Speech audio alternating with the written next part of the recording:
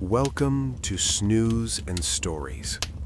Tonight, we travel back, far back, across the quiet centuries to a world of stone castles and candlelight, of crusades and kingdoms, of swords that sang in desert heat and banners that flew above the walls of cities long since turned to dust.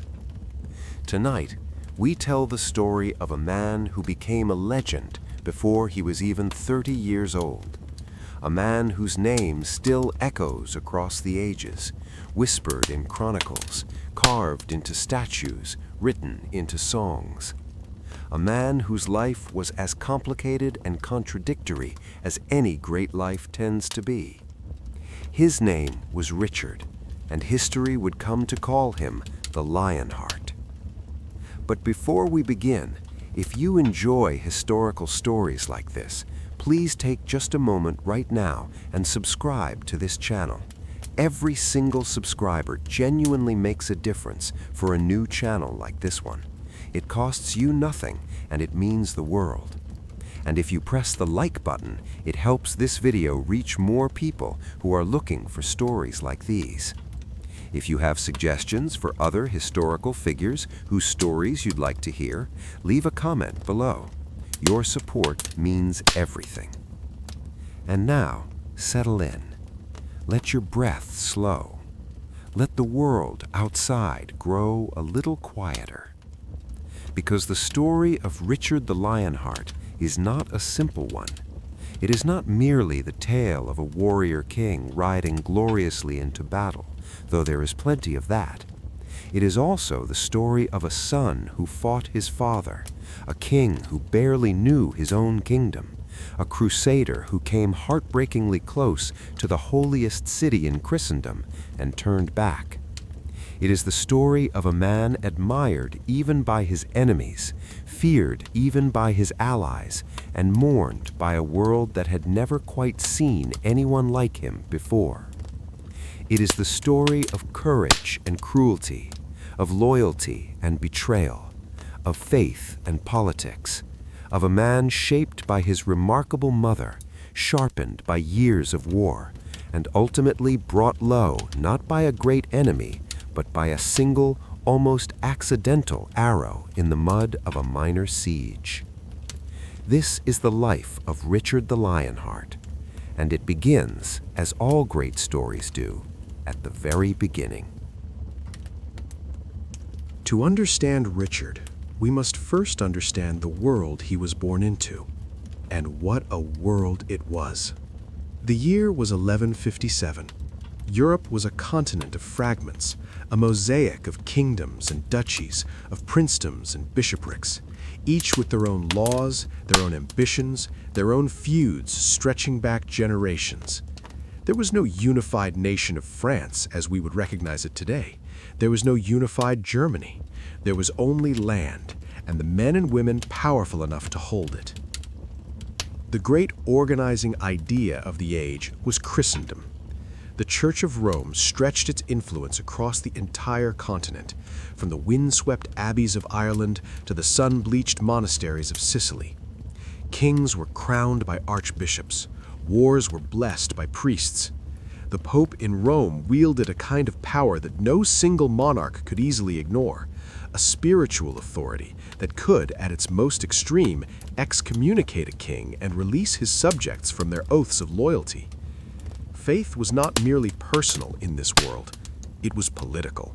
It was architectural. It was woven into every corner of daily life, from the prayers spoken at dawn to the bells that marked the hours of the day. And yet, beneath this canopy of shared faith, the kings of Europe were endlessly, restlessly, sometimes viciously competing with one another.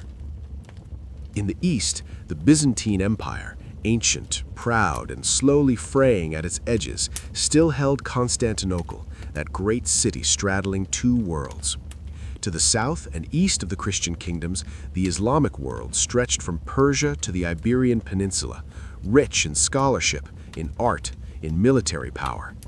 Jerusalem, the holiest city in Christendom, had been captured by crusading armies from the west in 1099, and now existed as the heart of a fragile Christian kingdom surrounded on all sides by Islamic rulers who had never accepted its presence and never stopped trying to reclaim it. It was a world permanently poised on the edge of conflict. And into this world, on the 8th of September 1157, a boy was born who would spend almost every waking hour of his adult life in the middle of that conflict. But to understand who this boy would become, we need to understand his parents, because few children in medieval Europe, perhaps few children in all of history, were born to parents quite as remarkable as Richard's.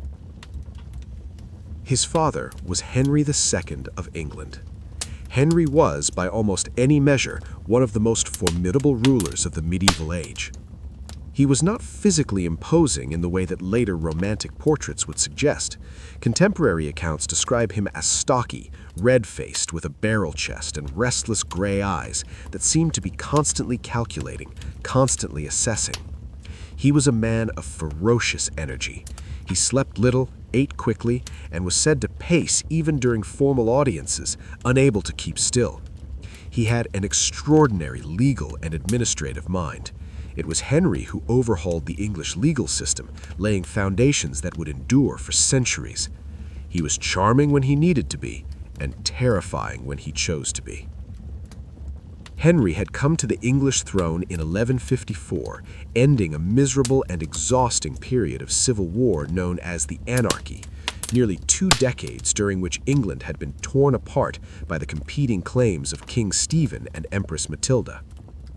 Henry arrived as a young man of 21, already Duke of Normandy and Count of Anjou, and he brought with him something England desperately needed, the sense that order was possible again, that a strong hand could hold the kingdom together. And he did hold it together, fiercely, sometimes brutally, with a combination of legal genius, military prowess, and a volcanic temper that could reduce grown men to silence. But Henry's power was not rooted only in England. His was an empire in the truest sense of the word, stretching from the northern borders of England all the way south, through Normandy, Anjou, Maine, and Touraine in what is now France, and further still into Aquitaine and Gascony in the south. This sprawling collection of territories is what historians have come to call the Angevin Empire, after the county of Anjou, the ancestral heartland of Henry's family. At its height, this empire controlled more of France than the French king himself. It was vast, unwieldy, and bound together not by bureaucracy or shared national identity, but almost entirely by the personal authority of one man. The French king, Louis VII, looked at Henry's territories with barely concealed anxiety, and who could blame him? Henry's lands dwarfed his own. But if Henry was remarkable, his wife was extraordinary. Eleanor of Aquitaine was, without question, one of the most remarkable women of the entire medieval period, and perhaps of any period. She had been born around 1122, the daughter of William X, Duke of Aquitaine, and she had inherited that duchy at the age of 15 upon her father's death. Aquitaine was not merely a territory, it was a culture. Rich, sophisticated, sun-drenched, a land of troubadours and poetry, of courtly love and fine wine, of an aristocratic sensibility that felt almost Mediterranean in its warmth and its love of beauty. Eleanor had grown up at the center of this culture. She was educated, genuinely, seriously educated, in an age when female literacy was far from guaranteed even among the nobility. She spoke multiple languages. She understood music and poetry. She had strong opinions about theology, about governance, about art. She was, by all accounts, extraordinarily beautiful, but it was her intelligence and her force of personality that left the deepest impressions on those who encountered her. At 15, she had married Louis VII of France, making her Queen of France at an age when most girls were still under their father's roof. She had accompanied Louis on the disastrous Second Crusade in 1147, riding to the Holy Land with a retinue of ladies-in-waiting in a gesture that scandalized and fascinated Europe in equal measure. The crusade had been a military failure, and Eleanor's marriage to Louis had eventually unraveled, partly due to political tensions, partly due to the simple fact that their personalities were utterly incompatible. Louis was pious, cautious, and somewhat melancholy.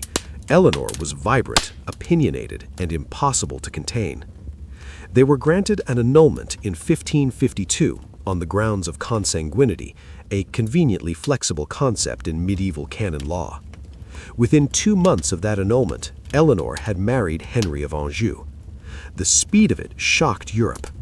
Eleanor was 30, Henry was 19. She was his elder by more than a decade, and she brought with her the enormous duchy of Aquitaine as her dowry, instantly transforming Henry from a powerful regional lord into the ruler of an empire. It was a marriage of mutual advantage, but it was also, at least in its early years, something more than that. They were both brilliant, both ambitious, both possessed of extraordinary energy. For a time, they burned brightly together. They would have 8 children, and among those children, one would cast the longest shadow of all. Richard was born on the 8th of September 1157, most likely at Beaumont Palace in Oxford, a royal residence that no longer stands, its stones long since swallowed by the centuries. Oxford in the 12th century was already a place of learning and commerce, a busy market town where scholars gathered and river barges brought goods from across England. Beaumont Palace stood just outside the city walls, a comfortable, well-appointed residence that the royal family used during their travels through the English kingdom. But Richard would not spend much of his childhood in England. That, as we shall see, would shape him in ways both subtle and profound. The name Richard was chosen carefully. It was a name with roots in the old Germanic languages, from Rick, meaning power or ruler, and hard, meaning brave or strong. Power and bravery. It was almost as if his parents had written his destiny into his name before he had drawn a dozen breaths. As an infant and young child, Richard would have been surrounded by the extraordinary bustle of a medieval royal court. The Angevin court was not a fixed, settled thing. It moved constantly, following the king across his territories, a traveling city of clerks and knights, of cooks and falconers, of priests and foreign ambassadors. Dozens, sometimes hundreds of people moved with the royal household. There was always noise, always business, always the sense of great events in motion. It was an education in itself, simply to grow up at the center of that kind of power. But Richard's earliest and deepest formation would not come from his father's world. It would come from his mother's. From a very young age, Richard was marked out as Eleanor's favorite. Whether this was obvious to the other children, we cannot know for certain. The emotional lives of medieval royal families are largely hidden from us, visible only in glimpses through the formal language of chronicles and legal documents. But the evidence, as it accumulates across the years of Richard's childhood, points consistently in one direction. Eleanor poured something special into this particular son. Her attention, her values, her vision of what a great prince should be. And in Eleanor's vision, greatness was not merely military. It was cultural. It was refined. It was shaped by Aquitaine, by the troubadour tradition, by the idea that a great lord should be not only a warrior, but a poet. Not only a commander, but a man of feeling and expression. Richard, it would emerge, was a genuinely gifted poet and musician. He composed in both French and the Occitan language of the South. He understood music with the ear of someone truly trained in it. These were not minor accomplishments, acquired to fill idle hours. They were, in the culture of Aquitaine, marks of aristocratic distinction. A lord who could compose a beautiful song was a lord who understood the finer textures of the world. This was Eleanor's gift to her son. Not the sword, that would come soon enough. First, she gave him the song. And underneath the song, she gave him something even more important, a sense of identity rooted not in England, not in his father's restless empire, but in the warm, proud, sunlit culture of the South. Richard would grow up to speak French and Occitan far more fluently and comfortably than English. He would feel at home in Aquitaine in a way he never quite felt at home anywhere else. England, for Richard, was almost a foreign country. It was a fact that would define his kingship and provide ammunition for critics across the centuries. But in the soft, candlelit world of his earliest years, none of that lay yet in view. There was only childhood, only the enormous, complicated, brilliant family into which he had been born, only the first quiet chapters of a life that would eventually shake the entire medieval world. The Lionheart was still just a boy, and the world was still, for a little while longer, at peace. There is something quietly melancholy about the childhood of a medieval prince. On the surface, it glittered. There were great halls hung with tapestries, fires roaring in stone hearths, tables laden with food that the common people of England or France could scarcely imagine. There were horses and hawks, tutors and entertainers, the constant pageantry of a court that understood spectacle as a form of power. A royal child moved through the world wrapped in privilege so dense it was almost impossible to see through. And yet, underneath that glitter, there was something else, something lonelier. Medieval royal children were not raised the way we might imagine, gathered close to their parents in a warm domestic circle. They were political assets from the moment of their birth. Their marriages would be arranged before they could properly speak. Their futures were decided by treaties and alliances, by the shifting needs of a kingdom, by the cold mathematics of dynastic strategy. They were loved, sometimes fiercely, but they were also managed, positioned, deployed. Richard understood this, in the wordless way that children understand the true nature of their world long before they have the language to describe it. He grew up moving. The Angevin court was, as we have touched upon, a traveling thing. Henry II was constitutionally incapable of staying still. He crossed the English Channel more than 20 times during his reign. He rode from castle to castle, from council to council, presiding over disputes, suppressing rebellions, overseeing the administration of an empire so sprawling that no single man could govern it from one fixed point. The royal household moved with him, an enormous caravan of people and supplies and documents and animals, winding its way across England and France in a perpetual motion that must have been exhausting for everyone involved. For a young child, this life meant that home was never quite one place. It was a series of places, a succession of great stone rooms, of familiar faces and unfamiliar settings, of long journeys on horseback or in wagons, the landscape shifting outside the window from the gray-green hills of England to the golden plains of France. Richard was, by temperament and by circumstance, perfectly suited to this kind of life. He would grow into a man who was most alive when moving, most himself when there was somewhere to go and something to be done. The restlessness of the Angevin court seeped into his bones in childhood and never left.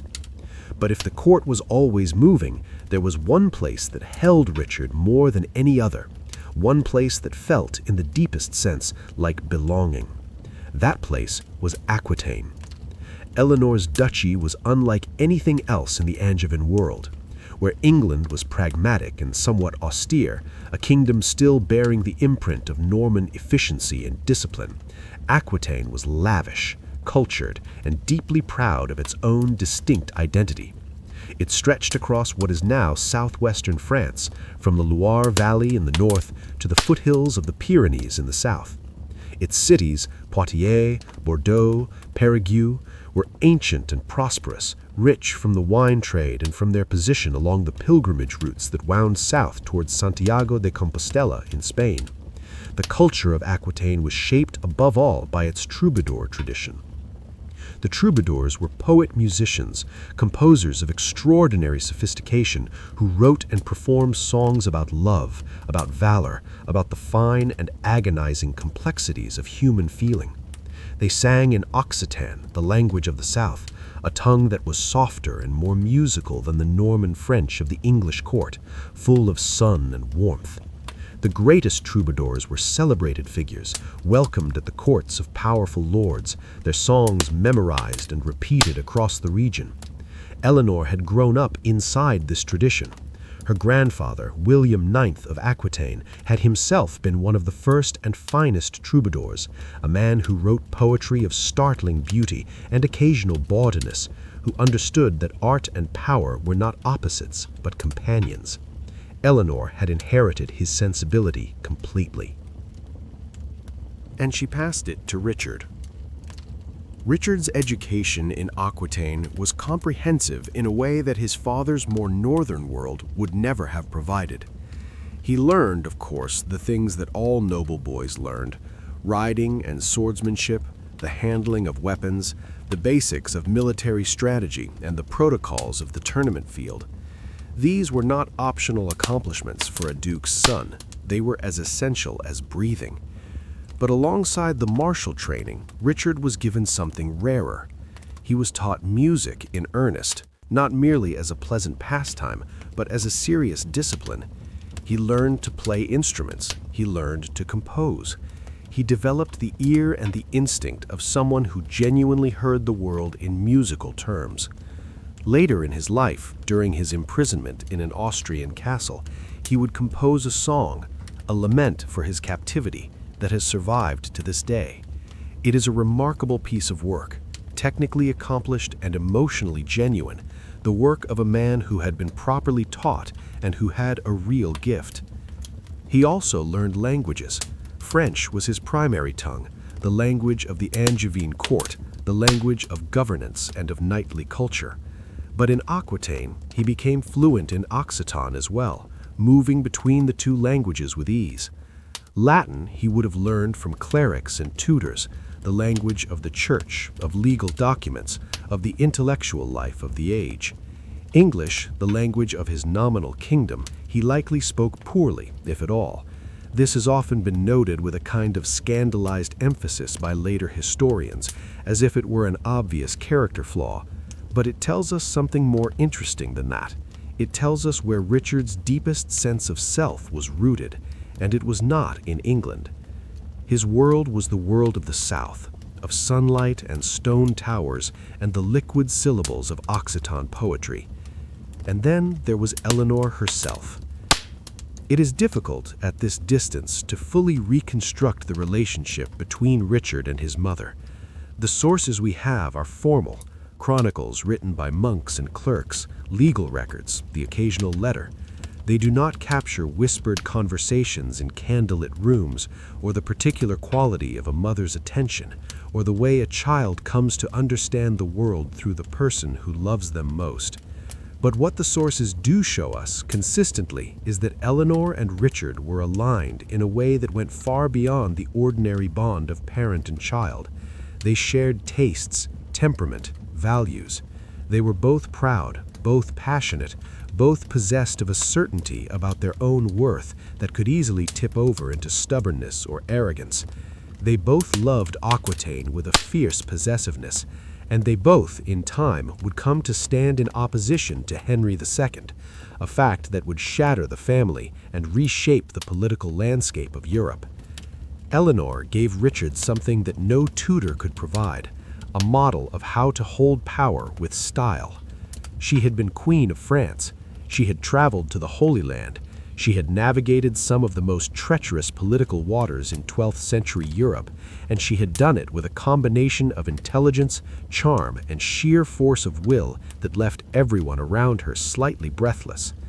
She was not a passive figure in her own story, and she raised Richard to understand that passivity was not a virtue. Watch, learn, act. These were Eleanor's lessons, and Richard absorbed them completely. But Eleanor's influence, for all its depth, was not the only force shaping the young prince. The world around him was teaching its own lessons, and some of those lessons were harsh. Richard grew up watching his father govern, and Henry II's governance, for all its brilliance, was also a lesson in what power truly cost. Henry ruled through fear as much as through law. He had a temper that was, by all contemporary accounts, genuinely frightening, a volcanic wave that could erupt without warning and leave destruction in its wake. It was in one such rage that Henry had uttered the infamous words, or something very close to them, that led to the murder of Thomas Becket, the Archbishop of Canterbury, in 1170. 4 knights, taking their king's fury as a command, rode to Canterbury Cathedral and cut Becket down at the altar. Richard was 13 years old when Becket died, old enough to understand what had happened, old enough to feel the shockwave that ran through Christendom at the news of an archbishop murdered in his own cathedral, old enough to watch his father prostrate himself in penance, to observe how a single moment of rage could undermine a lifetime of political achievement. It was a lesson in the limits of fury. Whether Richard fully learned it is another question entirely. He had his father's temper as well as his mother's grace, and throughout his life the two would compete within him. By the time Richard entered his teenage years, the outlines of the man he would become were already visible to anyone paying attention. He was tall. Contemporaries describe him as well above average height, perhaps 6 feet or more, with reddish golden hair inherited from the Angevin ancestors, blue eyes, and a physical presence that commanded attention even before he spoke. He was strong, and he had taken to military training with an enthusiasm that was evident to all his tutors.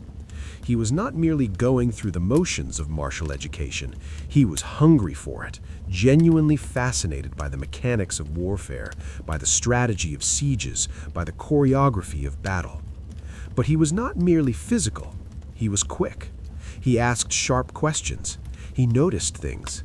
He had already that quality that the greatest commanders share, the ability to hold a vast amount of information in mind simultaneously and find the pattern within it.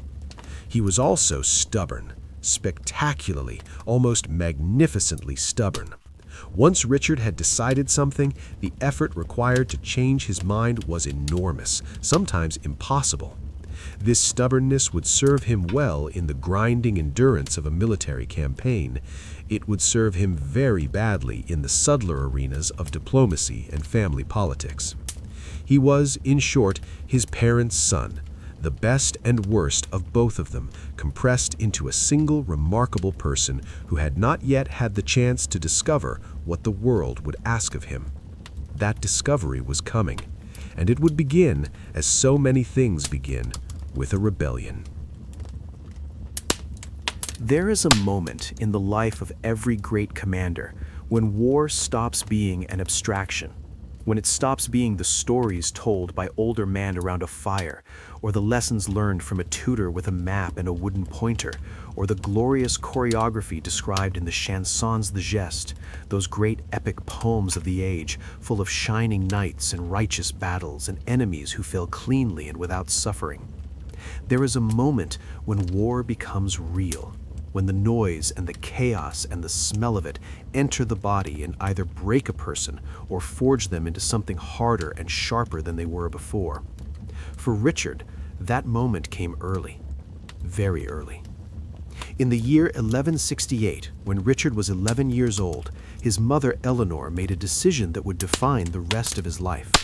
She formally established her court at Poitiers, the ancient, beautiful capital of the Poitou region and one of the great cultural centers of Aquitaine. She had, in effect, separated herself from Henry's endlessly traveling court and planted herself in the south, in her own territory, on her own terms. It was a statement. Eleanor was many things, but subtle was not always among them, and she brought Richard with her. Poitiers in the late 12th century was a city of extraordinary vitality. It sat on a limestone plateau above the rivers Claine and Wavre, its skyline punctuated by the towers of churches and the great hall of the ducal palace. It was a city that had seen Roman legions and Visigoth kings, that had watched Charles Martel turn back an Islamic army in 732 in a battle that many historians consider one of the most consequential in European history. It was soaked in history, and Eleanor wore that history proudly. Her court at Poitiers became in these years one of the most brilliant in Europe. Troubadours came from across the south to perform and compete.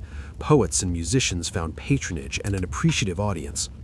Eleanor's daughter Marie of Champagne was there, and together mother and daughter presided over a court that celebrated the ideals of courtly love, that elaborate formalized code of romantic and chivalric behavior that was one of the defining cultural inventions of the medieval South. Richard grew up at the center of this court. He was not merely a spectator, he was being prepared deliberately and systematically for a specific role, because Eleanor had a plan for her favorite son. In 1170, when Richard was 12 years old, Henry II made a series of arrangements for the future of his empire, the kind of careful dynastic housekeeping that medieval rulers were perpetually engaged in. The eldest surviving son, the young King Henry, was crowned as co-king of England, his succession secured. Geoffrey, the third surviving son, was designated as the future Duke of Brittany through his betrothal to Breton heiress Constance, and Richard was formally designated as the future Duke of Aquitaine, his mother's duchy, the territory that Eleanor had always intended to keep within her own direct line. 2 years later, in 1172, the designation became reality. In a ceremony of great solemnity and beauty held at the Abbey Church of Saint-Hilaire-le-Grand in Poitiers, Richard was formally invested as Duke of Aquitaine. He was 14 years old. He knelt before the altar and received the lance and banner that symbolized ducal authority.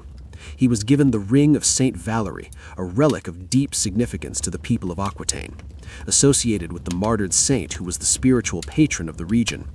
In receiving that ring, Richard was not merely accepting a title, he was accepting an identity. He was declaring himself in the most public and sacred way possible to be the lord and protector of this particular land and these particular people. He took it seriously, with a seriousness perhaps that surprised even those who had prepared him for it. But Aquitaine was not a duchy that submitted peacefully to its dukes. This was one of the defining facts of the region, one that every lord of Aquitaine had discovered, sooner or later, usually sooner. The nobility of Aquitaine was famously independent, famously, almost cheerfully ungovernable. The great baronial families of the region, the lords of Angoulême, of Limoges, of Périgord, of La Marche, had been resisting central authority for generations. It was practically a regional tradition. They had resisted Eleanor's father. They had resisted Eleanor herself. They would resist Richard with exactly the same stubborn energy and seemed to have found it no more personally contentious than a farmer might find a difficult season. It was simply how things were done in Aquitaine. The nobility rebelled, the duke suppressed the rebellion, relative peace prevailed for a time, then the nobility rebelled again. This cycle had been turning for longer than anyone could remember. Richard stepped into it with his eyes open. Or if they were not entirely open at first, they opened very quickly. The early rebellions that Richard faced as the young Duke of Aquitaine were centered particularly in the Poitou region, the northern part of the duchy, where the baronial families had the longest and most robust tradition of resisting ducal authority.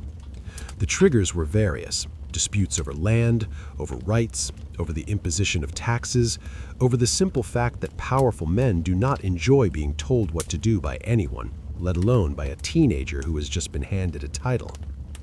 Richard's initial campaigns were conducted under the guidance of experienced military men from his father's household. He was not, in these first engagements, operating independently. He was learning, watching how sieges were organized and conducted, how troops were moved and supplied, how the morale of an army was maintained over the grinding tedium of a siege that might last weeks or months. And he was a gifted student. Contemporary accounts, and we must remember that most of these accounts were written by chroniclers who had their own agendas and their own narrative preferences, consistently describe the young Richard as a natural military talent. Not merely brave in the reckless way that many young knights were brave, throwing themselves at the enemy without thought for strategy or consequence, but intelligently brave. Brave in the way that distinguished great commanders from merely courageous ones. The ability to be calm under pressure, to see clearly when everything around was noise and chaos, to make decisions quickly and commit to them fully. He had an instinctive understanding of terrain, of how the shape of the land could be used to advantage, of where a castle's defenses were strongest and where they were weakest, of how to read a landscape as a military problem and find its solution. These gifts were real. They would be demonstrated again and again in the years ahead. But the campaigns of these early years also revealed something else about Richard, something that would remain a constant throughout his life and that would complicate his legacy in the minds of later historians and moralists. He was ruthless. Not merely firm, not merely resolute in the way that good governance sometimes required, but genuinely, purposefully ruthless, in a way that went beyond military necessity and into something colder. When rebellious barons were captured, Richard was not inclined toward mercy. When castles were taken after long and difficult sieges, the treatment of their defenders was often harsh. There were burnings, there were executions, there were acts of deliberate violence carried out not in the heat of battle, but in the calculated aftermath as a message to anyone else in the duchy who might be contemplating similar resistance. This was not, it should be said, unusual by the standards of the 12th century. Medieval warfare was brutal in ways that are difficult for modern sensibilities to fully absorb. The laws of chivalry, that elaborate code of conduct that governed the behavior of knights toward one another, applied primarily between social equals. They offered very limited protection to common soldiers, to the inhabitants of besieged towns, to anyone who could be categorized as a rebel and therefore outside the normal protections of feudal order. Richard operated within the moral framework of his age, but even within that framework, his willingness to use extreme violence as a deliberate instrument of policy was noted, and it was effective. Word traveled fast in Aquitaine. A lord who burned your castle and hanged your garrison was a lord who had to be taken seriously. The rebellions did not stop, but they became, over time, more cautious. There was one episode from these early years that deserves particular attention, not because it was the most dramatic military event of Richard's time as Duke, but because of what it reveals about his character. In the winter of 1175, Richard undertook a campaign against the castle of Castellon-sur-Agen in the southern part of the duchy. The castle was held by a baron who had been repeatedly warned, repeatedly given the opportunity to submit, and who had repeatedly declined. Richard besieged it with methodical patience, organizing his forces, cutting off supplies, waiting out the defenders with a discipline that belied his 18 years. When the castle finally fell, Richard did not celebrate with the reckless abandon of a young commander flush with first victory. He assessed. He made decisions. He secured the territory, established new arrangements for its governance, and moved on to the next problem. There was something almost unsettlingly mature about it, a quality of self-possession that his contemporaries noticed and remembered. A young man who could control himself could control others. Richard, it was becoming clear, understood this instinctively. By his late teenage years, Richard had fought multiple campaigns across Aquitaine. He had besieged castles, suppressed rebellions, navigated the treacherous politics of a duchy full of proud and difficult men. He had made alliances and enemies, had demonstrated both the military gifts and the ruthless edge that would define his adult reputation. He was not yet the Lionheart. That name and the full weight of what it meant still lay years in the future, but the shape of the man who would earn that name was now clearly visible. He was a warrior. He was a commander. He was a duke who had learned his duchy the hard way, in the field, in the mud, in the cold arithmetic of siege and surrender. And underneath all of it, underneath the military discipline and the ruthlessness and the fierce ducal authority, there was still the boy from Eleanor's court, still the poet, still the man who loved music and felt the pull of beauty as keenly as the pull of battle. Both of these things were true, and they would remain true for the rest of his life. The sword and the song, the commander and the composer. Richard carried both with him, always. He would need both, because the world was about to become considerably more complicated. The peace that existed, fragile and provisional as it always was within the Angevin family, was about to shatter, and when it shattered, it would be Richard himself standing at the fault line. There is a particular kind of pain that only families can inflict upon one another. Strangers can wound you, enemies can threaten you, but the deepest cuts the ones that leave marks that never entirely heal, tend to come from the people who were supposed to love you, the people who sat at the same table, who shared the same blood, who knew exactly where you were most vulnerable because they had been watching you your whole life.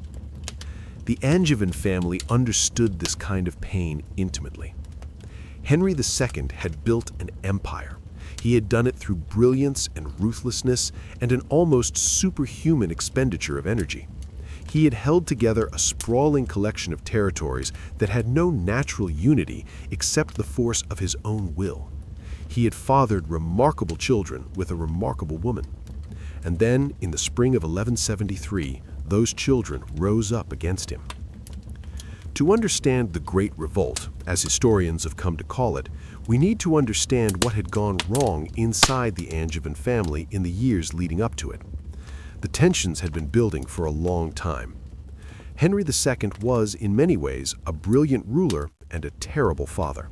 Not terrible in the sense of cruelty or indifference, he loved his children in his way and invested considerable thought in their futures. But he was constitutionally unable to let go, unable to delegate, unable to give his sons real power even as he made them nominal rulers of great territories. The young King Henry, Richard's elder brother, crowned co-king of England in 1170, was perhaps the most poignant example of this contradiction. He had been given a crown, literally placed upon his head in Westminster Abbey, and yet he had no actual authority. He could not issue charters, he could not appoint officials, he could not make decisions about the kingdom he was theoretically co-ruling. He was a king in title and in ceremony, with none of the substance that title implied. He was given an allowance, a generous one, but an allowance nonetheless, like a child, not a king. The young king was, by all accounts, charming and beloved.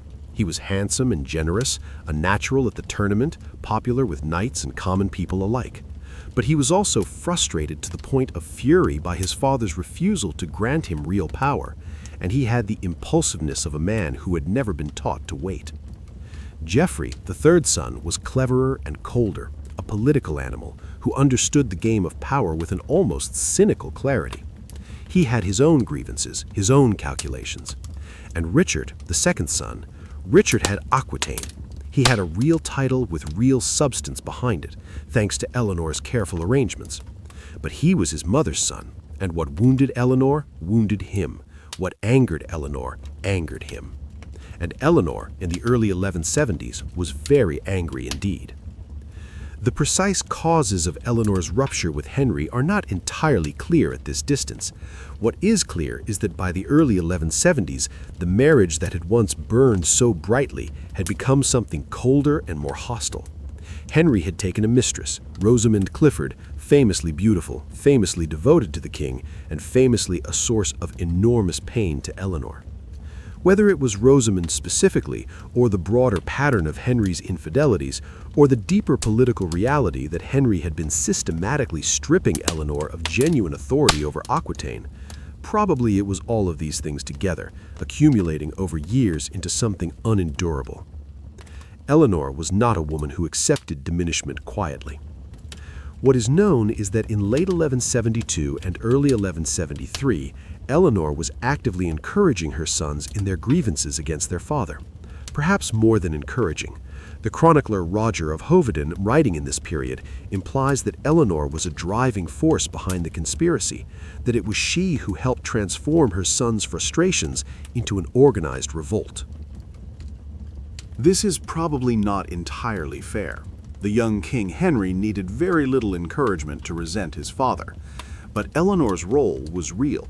She had motive, she had influence over her sons, and she had powerful connections in France and across Europe that would prove essential to the revolt's early momentum.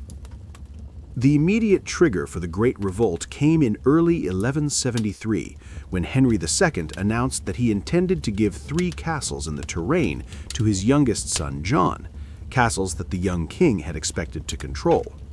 It was, in the grand scheme of the Angevin Empire, not an enormous concession, but it was the kind of slight that lands with particular force when a man is already stretched thin with resentment. The young king fled to the court of Louis VII of France, Eleanor's first husband, now Henry's most persistent rival, and a man who needed very little persuasion to support anything that might weaken the Angevin Empire. Louis received him warmly, very warmly. Richard and Geoffrey followed their brother to the French court, and then Eleanor tried to follow as well, disguised, according to some accounts, in male clothing, attempting to reach the French border and join her sons in open opposition to her husband. She did not make it. Henry's men intercepted her. She was taken into captivity. She would remain Henry's prisoner for the next 16 years. The revolt that followed was, by the standards of medieval warfare, genuinely formidable. The young King Henry had the backing of Louis VII of France, and the combination of Angevin prestige and French resources attracted a significant coalition of supporters. The Count of Flanders joined. The Count of Bologna joined. In England, a number of powerful barons who resented Henry's legal reforms and his tight grip on royal authority saw an opportunity and seized it. In Scotland, King William the Lion invaded the north of England, adding another front to a conflict that was already dangerously multi-directional. It was, in short, a serious attempt to bring Henry II down, not a minor baronial squabble, but a coordinated, well-resourced assault on the Angevin Empire from multiple directions simultaneously. And at the center of it, fighting in Aquitaine, was Richard. He was 15 years old. Richard's role in the Great Revolt was concentrated primarily in Aquitaine, where the baronial families, those famously ungovernable lords who needed no particular encouragement to resist authority, seized the opportunity of the king's difficulties to pursue their own grievances.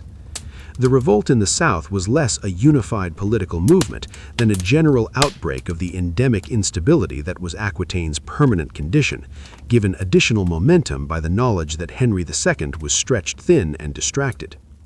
Richard fought in this theater with his characteristic combination of energy and ruthlessness. He was, remember, still a teenager, a boy who had been formally invested as Duke only a year earlier. But the campaigns of his adolescence had given him a foundation, and he threw himself into the fighting with a commitment that went beyond the dutiful performance of his role. He believed in what he was fighting for. Aquitaine was his identity, his inheritance, his deepest sense of home. The baronial rebels were not merely political opponents, they were a threat to something he loved. And Richard, when defending something he loved, was capable of a ferocity that surprised even those who thought they knew him. He won engagements. He held territory. He demonstrated, in conditions far more demanding than the training campaigns of his earlier years, that his military gifts were real, and not merely the flattering assessments of men trying to please a duke's son. But the revolt, for all its initial momentum, ultimately failed. Henry II responded to the crisis with everything he had, and what he had was formidable. He was a better general than his sons. He had more experience, more resources, and, crucially, more political intelligence. He moved quickly, hitting the rebel forces in England before they could consolidate. He managed his alliances with skill, peeling away support from the coalition his sons had assembled. He was helped significantly by the capture of William the Lion of Scotland at the Battle of Alnwick in 1174, which effectively ended the northern threat and freed Henry to concentrate his forces elsewhere. In France and Aquitaine, the rebel coalition gradually lost momentum. The young King Henry, for all his charm and popularity, was not a great military commander. He lacked his father's decisiveness, his father's willingness to take calculated risks and press advantages ruthlessly. The revolt began to stall. By the autumn of 1174, it was over. The terms of the peace were negotiated with a pragmatism that was very Henry II. He was not, in the end, as vindictive as he might have been. His sons were forgiven, or something that looked like forgiveness on the surface. They were restored to their positions, their allowances maintained, their nominal titles preserved. Henry understood that executing or permanently imprisoning his own sons would create more problems than it solved. The Angevin Empire needed heirs. The heirs needed to be manageable. There were concessions, small ones, carefully calibrated to address the most acute grievances while preserving the essential structure of Henry's authority. The young King Henry was given slightly more financial independence. Richard and Geoffrey retained their titles. But nothing fundamental had changed. Henry was still in control. His sons were still dependent on his will. The one member of the family for whom there was no pragmatic forgiveness was Eleanor. She remained imprisoned.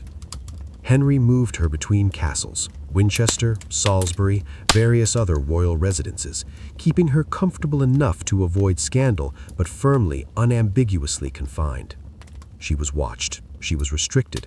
The woman who had been Queen of France and Queen of England, who had ridden to the Holy Land and presided over the most brilliant court in the South, was now a prisoner in her husband's kingdom, her movements controlled, her influence curtailed. It was a profound humiliation.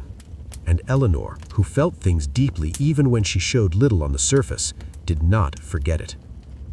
Neither did Richard. He had watched his mother, the person he admired most in the world, the person who had shaped everything he valued about himself, reduced to a captive, stripped of her freedom by a man whose power she had helped to build. The fact that his father had defeated the revolt did not translate in Richard's mind to any admission that his father had been right. The lesson Richard drew from the Great Revolt was not that rebellion was futile. It was that this particular rebellion had been insufficiently prepared, insufficiently coordinated, and ultimately insufficiently committed. His father had won because he was better at the game, better at strategy, better at alliances, better at the cold arithmetic of medieval power politics. Richard filed that lesson away. He was patient when he needed to be, despite his reputation for impulsiveness, and he understood, with a clarity that only deepened over the years that followed, that the conflict between the sons of Henry and their father was not over. It was merely paused. The Great Revolt left marks on everyone involved. The young King Henry had been revealed as a man of charm without substance, a figurehead who could attract followers but not command a campaign. Geoffrey had demonstrated his cold political intelligence, but also his fundamental untrustworthiness, a man who would calculate and maneuver but never commit fully to anything or anyone. Richard had shown something different. He had shown that he could fight, that he could lead, that he had the inner resources to keep going when circumstances were difficult. He had also shown, in his willingness to stand against his father, that he would not be controlled, that his loyalty had limits, that there were things, his mother, his duchy, his own sense of honor, that mattered more than filial obedience. This was the man beginning to take full shape now. Not merely a duke, not merely a soldier, a force, a will, a person who would bend the world to his intentions or break trying. The Lionheart was not yet named, but he was being made, year by year, wound by wound, lesson by hard lesson. And the world that was making him was not finished with him yet. Not even close. After the storm, there is always a reckoning. The Great Revolt had ended. The coalition had collapsed. Henry II had reasserted his authority across his empire with the efficiency of a man who had never truly doubted that he would. The castles that had changed hands were reclaimed. The baronial families who had seized the opportunity of the crisis to pursue their own ambitions were brought back into line, some by negotiation, some by force, some by the simple realization that the king they had hoped to weaken was, if anything, stronger and more determined than before. And Richard returned to Aquitaine.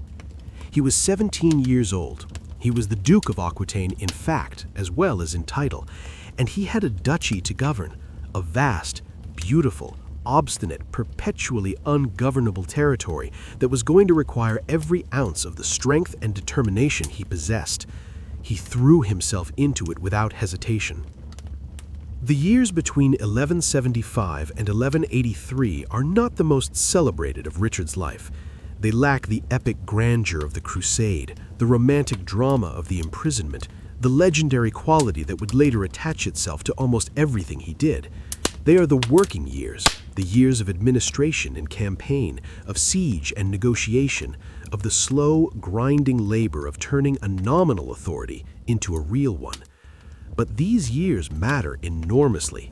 because it was here, in the difficult terrain of Aquitanian politics, that Richard forged the tools he would later use on a far larger stage. It was here that he became truly and completely a commander, not a promising young duke playing at warfare, but a serious, experienced, genuinely formidable military leader whose reputation spread well beyond the borders of his own duchy. The work began almost immediately after the revolt's conclusion. Aquitaine in the mid-1170s was in a state of considerable disorder. The rebellion had given cover to a proliferation of private warfare, baronial families settling old scores with one another, minor lords expanding their territories at their neighbors' expense, the general social fabric of the duchy fraying at its edges. Richard's first task was not dramatic or glorious. It was the unglamorous work of restoration, of reimposing order on a landscape that had slipped into chaos.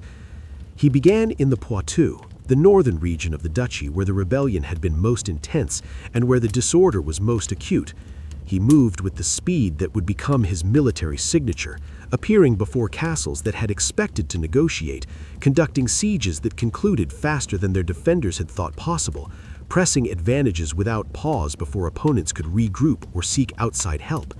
He was systematic, he was relentless, and he was, when the situation demanded it, merciless. The word that contemporaries most often reach for when describing Richard in this period is one that sits uncomfortably in modern ears: terror. He inspired terror. Not the random, undirected terror of a simple brute, but the purposeful, calculated terror of a ruler who understood that fear, properly deployed, could accomplish things that armies alone could not.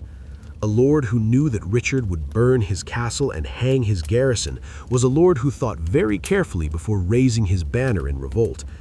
This was not cruelty for its own sake, or at least Richard did not experience it that way. It was policy. The same policy that his father had used, that rulers across the medieval world used, that the brutal logic of the age demanded. A duchy that was ungovernable was a duchy that could not be defended.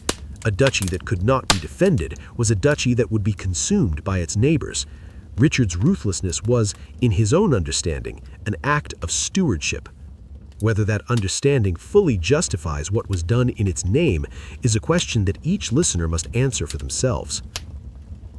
Among the most significant of Richard's campaigns in this period were his operations against the Viscount of Limoges and the Count of Angoulême, two of the most powerful and most troublesome baronial figures in the duchy. The Viscounts of Limoges had a long and distinguished history of resisting ducal authority. Limoges itself was one of the great cities of Aquitaine, wealthy from its famous enamel work and from its position on the pilgrimage road to Santiago de Compostela, proud of its traditions and deeply skeptical of any lord who claimed to rule it from a distance. The Viscounts had participated, to varying degrees, in almost every significant rebellion against ducal authority in living memory. They were not going to be easily subdued. Richard subdued them anyway. The campaigns around Limoges were prolonged and difficult, more difficult than the speed of Richard's reputation might suggest.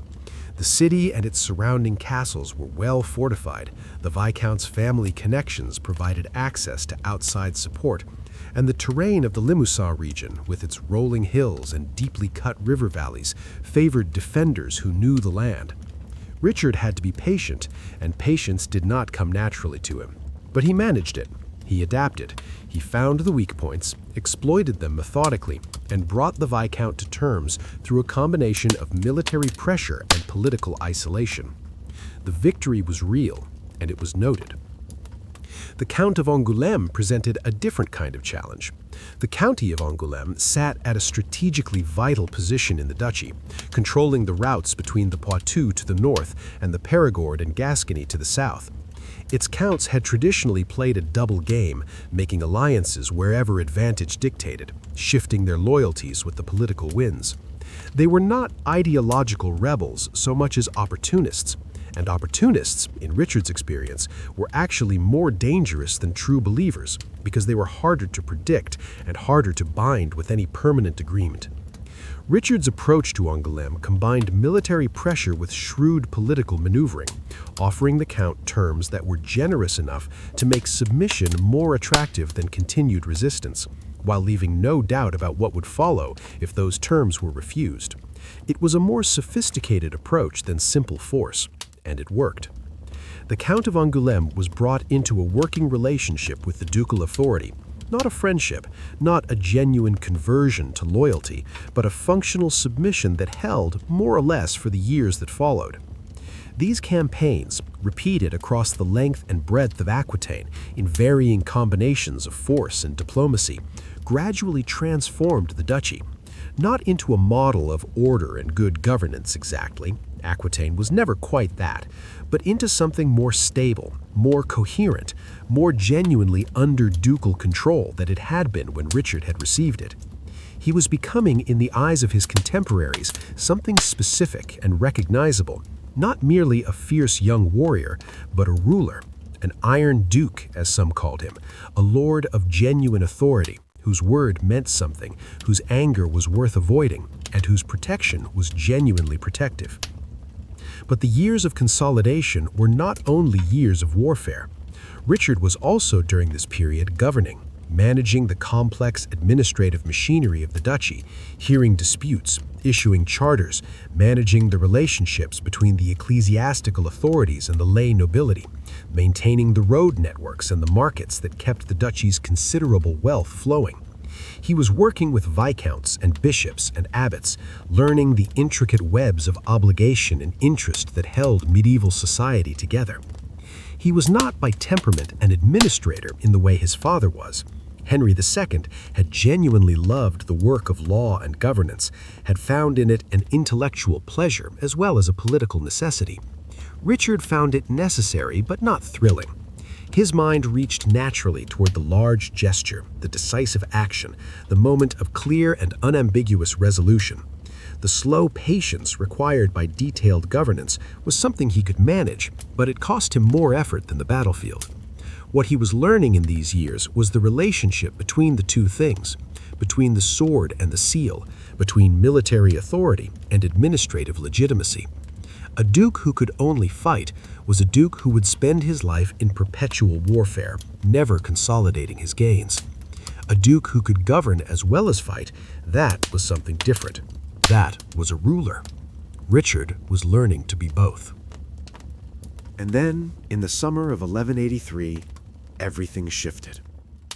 The young King Henry, Richard's elder brother, the charming, restless, frustrated co-king of England, who had never quite found the real power his title implied, died. He died not in battle, which would have been fitting for a man of his martial enthusiasms, but of dysentery in a small town in the Perigord. He had been in the midst of yet another rebellion against his father, the last one he would ever launch, though he did not know it would be his last. He was 28 years old. The death of the young king sent reverberations through the entire Angevin family. Henry II was devastated. Whatever the conflicts between them, whatever the bitterness of the rebellions, Henry had loved his eldest son, and the loss hollowed him in ways that those around him found difficult to watch. For a man of Henry's iron constitution and relentless energy, grief was an unfamiliar country. For Richard, the implications were more complex. He mourned his brother. They had fought together and against each other, and the complicated bond of brothers who have been both allies and enemies is its own particular kind of love. But Richard was also, inescapably, now the eldest surviving son of Henry II of England. He was, in the logic of succession, the heir to the English throne. This changed everything about Richard's position and about the calculations he had to make. Before his brother's death, Richard's future seemed clear enough. He would remain Duke of Aquitaine, consolidate his authority in the south, and live out his life as a powerful regional lord whose connection to the English crown was important, but somewhat distant. England was his father's kingdom, then his brother's. Richard was of it, but not quite for it. Now, suddenly, England was becoming his future, and Henry II, in the way of fathers who could not let go, began to maneuver. He suggested, then more than suggested, that Richard should pass Aquitaine to his younger brother John, so that the duchy would remain in Angevin hands while Richard prepared himself for his eventual role as King of England. Richard refused. He refused with a completeness and a finality that left no room for negotiation. Aquitaine was not a piece on a chessboard to be moved at his father's convenience. It was his. It was his mother's. It was the place that had formed him and that he had fought for and bled for across 8 years of difficult campaigning. He would not give it up. Not for his father, not for John, not for anyone. The refusal drove another wedge between Richard and Henry II, one that would never be fully removed. Henry was accustomed to his son's resentments. He was not accustomed to being told no with such absolute finality by a son who had the military resources and the political will to make that refusal stick. Richard was no longer merely a difficult son. He was becoming a genuine rival.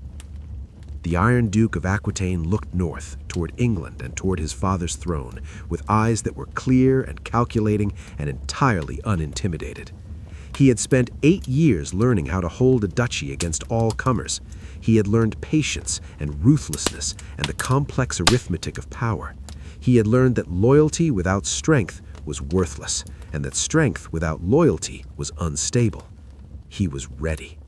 The question was not whether Richard would claim what he believed was his. The question was only when and what it would cost. There is something almost unbearable about watching a great man destroy himself. Henry II had been, for most of his reign, one of the most capable rulers in the whole of Europe. He had taken a kingdom shattered by civil war and rebuilt it into something coherent and powerful. He had created legal institutions that would outlast him by centuries. He had held together an empire that had no right by geography or by the centrifugal forces of medieval politics to cohere at all. He had done it through brilliance and through will and through a quality of sheer relentless presence that made him impossible to ignore. And now, in the last years of his life, he was undoing himself. Not through weakness, exactly. Henry never became weak in any simple sense, but through a particular kind of stubborn blindness, an inability to see that the world had changed around him, that his sons were no longer children to be managed, but men to be reckoned with, and that the tactics that had worked so well for 30 years were now producing exactly the opposite of their intended effects. The more tightly Henry held on, the more surely he drove Richard away. The years between 1183 and 1189 were years of escalating tension between father and son, a slow, grinding, painful deterioration of whatever relationship had survived the Great Revolt and the imprisoning of Eleanor. The central issue was succession. After the young King Henry's death, Richard was the obvious heir to the English throne. The logic of it was inescapable. He was the eldest surviving son. He had proven himself as a ruler and as a commander. There was no serious alternative. And yet, Henry II refused to formally designate Richard as his heir. The reasons for this refusal were almost certainly mixed. Part of it was the old pattern, Henry's constitutional inability to share or delegate power. To name Richard formally as heir was to acknowledge his own mortality, to begin the process of handing over what he had spent his life building. For a man of Henry's temperament, this was viscerally difficult. But part of it was also a particular pointed anxiety about Richard's relationship with Aquitaine. Henry still wanted Richard to surrender the duchy to John. Richard still refused with immovable finality. The standoff had calcified into something neither man was willing to dissolve. And part of it, the most painful part perhaps, was John himself. John was Henry's youngest son, his last child, and by this period in his life, something very close to his favorite. John was clever in a serpentine way, charming when it suited him, and entirely without the moral constraints that occasionally complicated Richard's political calculations. He was also, crucially, completely loyal to his father, or gave every appearance of being so, which amounted to the same thing in practical terms. Henry had not forgotten that his elder sons had rebelled against him. John had not. And Henry, in his loneliness and his grief and his aging stubbornness, clung to that loyalty with a disproportionate warmth. Whether Henry genuinely contemplated making John his heir in England, bypassing Richard entirely, is unclear. What is clear is that Richard believed he did, and what Richard believed shaped what Richard did. Into this already volatile situation stepped a figure who would become one of the defining relationships of Richard's life, Philip II of France. Philip was 22 years old in 1183, younger than Richard, the son of Louis VII who had supported the Great Revolt a decade earlier, and already displaying the qualities that would eventually earn him the epithet Augustus. He was not physically impressive. Contemporary descriptions suggest a man of ordinary appearance, one-eyed in later life from an illness, not the martial glamour that Richard projected. But he was extraordinarily intelligent, patient in a way that Richard was not, and possessed of a strategic vision that was both long-term and ruthlessly clear. Philip's fundamental goal, the organizing principle of his entire reign, was to dismantle the Angevin Empire, to reclaim for the French crown the vast territories that Henry II controlled in France, the Normandy, the Anjou, the Aquitaine that made the English king more powerful in France than the French king himself. It was an enormous ambition, and Philip pursued it with a consistency and a cold determination that would eventually succeed beyond anything his contemporaries thought possible. Richard was a tool in that pursuit. Philip understood this clearly. He was not Richard's friend in any simple sense. He was a political actor who recognized a divided Angevin family served his interests perfectly. If he could keep Henry and Richard at odds with each other, if he could draw Richard into alliance against his own father, then the empire would fracture from within, and Philip would not need to break it from without. Richard understood this too with reasonable clarity. He was not naive about Philip's motivations, but he was also, and this is the complicated truth of their relationship, genuinely drawn to Philip. They were both young, both brilliant, both chafing against fathers or father figures who constrained them. There was an intellectual companionship between them, at least in these early years, a pleasure in each other's company that went beyond cold calculation. Chronicles of the period report, with varying degrees of salacious implication, that Richard and Philip shared a bed during this period, eating from the same dish, sleeping under the same coverlet, in a demonstration of intimacy that the chroniclers found noteworthy enough to record. What exactly this meant, whether it implied a sexual relationship or was simply the normal expression of intense political alliance in a culture where such gestures carried different meanings than they carry today, has been debated by historians for centuries, without definitive resolution. What is not debatable is that the alliance between Richard and Philip was real, and that it terrified Henry II. The crisis came to a head in 1188 and 1189, the final, brutal unraveling of the relationship between Henry and Richard. The immediate trigger was characteristically the question of succession and territory. Philip demanded that Henry formally recognize Richard as his heir in England, and Richard, standing now openly beside the French king, no longer pretending to negotiate in good faith, made the same demand. Henry refused, or equivocated, which for Richard amounted to the same thing.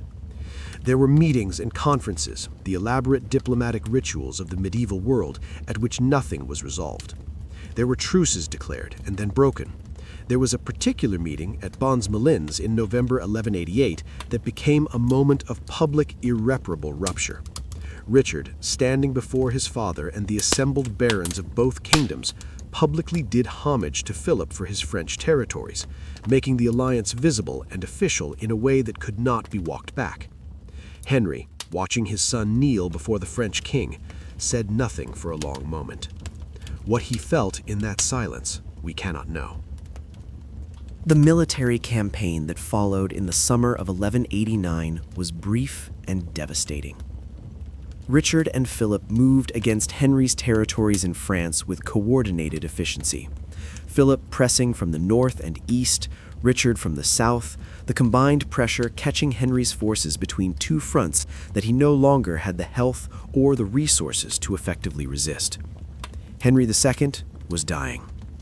He had been ill for months, troubled by a chronic condition that some historians believe was a bleeding ulcer, others a more acute illness, but that was visibly diminishing the man who had once seemed almost physically indestructible. He could no longer ride with the ferocious energy that had always been his military signature. He was in pain. He was tired in a way that went deeper than physical exhaustion. The cities and castles fell. Le Mans, Henry's birthplace, one of the places he loved most in all his empire, fell to the advancing forces. Henry fled, and as he fled, he is said to have turned back toward the burning city and spoken words of bitter despair, cursing the god who was taking from him the place he loved most. It is the image of a man who has lost not just a battle, but something essential about himself. He retreated to Chinon, the great castle on the Vienne River that was the ancestral heartland of his family, and there, in the first days of July 1189, he submitted. The terms of the peace were humiliating. Henry was required to acknowledge Richard as his heir, to pay homage to Philip for his French territories, to pay a substantial indemnity, and to allow his barons to transfer their allegiance to Richard if they chose to do so. He agreed to everything. And then they brought him the list. As part of the peace settlement, Henry was required to review a list of those who had conspired against him, who had sided with Richard and Philip during the conflict. It was a standard element of such agreements, a formal accounting, so that the defeated party knew who had betrayed him and could take whatever measures seemed appropriate. Henry looked at the list, and the first name on it was John. His beloved John, his youngest son, the one who had seemed loyal, the one he had held on to when everything else was falling away. John, calculating the direction of the wind with his usual precision, had quietly transferred his support to Richard when it became clear that Richard was going to win. Henry said nothing. He turned his face to the wall. 2 days later, on the 6th of July, 1189, Henry II of England died at Chinon. He was 56 years old. He was attended by a small group of servants and a few loyal followers. Most of the great men of his court had already slipped away to present themselves to his successor. One account, written shortly after, says that when Richard came to view his father's body, blood began to flow from Henry's nose, an omen that contemporaries interpreted as the dead king's accusation against the son who stood before him. Whether this happened, whether Richard stood in that room and looked at what he had helped to bring about, what he felt in that moment, pride, grief, guilt, relief, some complicated mixture of all of them, we cannot know. What we know is what he did next. Richard moved with the efficiency of a man who had been planning for this moment for a very long time. He was 31 years old. He was Duke of Aquitaine, he was Duke of Normandy, he was Count of Anjou, and he was now, by right of birth and by the terms of the recent settlement, King of England. He traveled to Rouen, where he was invested as Duke of Normandy with the traditional ceremonies. He crossed to England, a country he had barely visited in the past decade, a country whose language he did not properly speak, a country that was technically the centerpiece of his new empire, but that felt, to him, somewhat remote from the things he truly cared about. He was received with celebration. The English people, who had endured years of Henry's tight-fisted governance and heavy taxation, were ready to embrace a new king. Richard was young, well, youngish. He was glamorous. He was tall and golden-haired and carried himself with the unmistakable authority of a man who had been fighting and winning for 15 years. He looked, in other words, like a king, like the kings in the songs. But even as he accepted the celebrations, even as he prepared for his coronation, Richard's mind was already elsewhere. Because there was something that mattered to him more than the English throne, something that had been burning at the edge of his consciousness for years, given fresh urgency by the news that had shaken all of Christendom 2 years earlier. Jerusalem had fallen. In 1187, the great Muslim commander Saladin had defeated the Crusader forces at the Battle of Hattin, a catastrophic, almost total destruction of the military power of the Crusader kingdom, and had then taken Jerusalem itself. The Church of the Holy Sepulchre, the holiest site in Christendom, was in Muslim hands. Pope Gregory VIII had called for a new crusade. The kings of Europe were expected to respond. Richard had already taken the cross, had already made the formal vow of a crusader, committing himself to the recovery of Jerusalem before his father's death. He had done it in the midst of the political crisis, a decision that was partly genuine religious conviction and partly, perhaps, a way of declaring his intentions to the world before he had the resources to act on them. Now he had the resources. Now he had a kingdom behind him, and the Holy Land was waiting. On the 3rd day of September, 1189, Richard was crowned King of England in Westminster Abbey.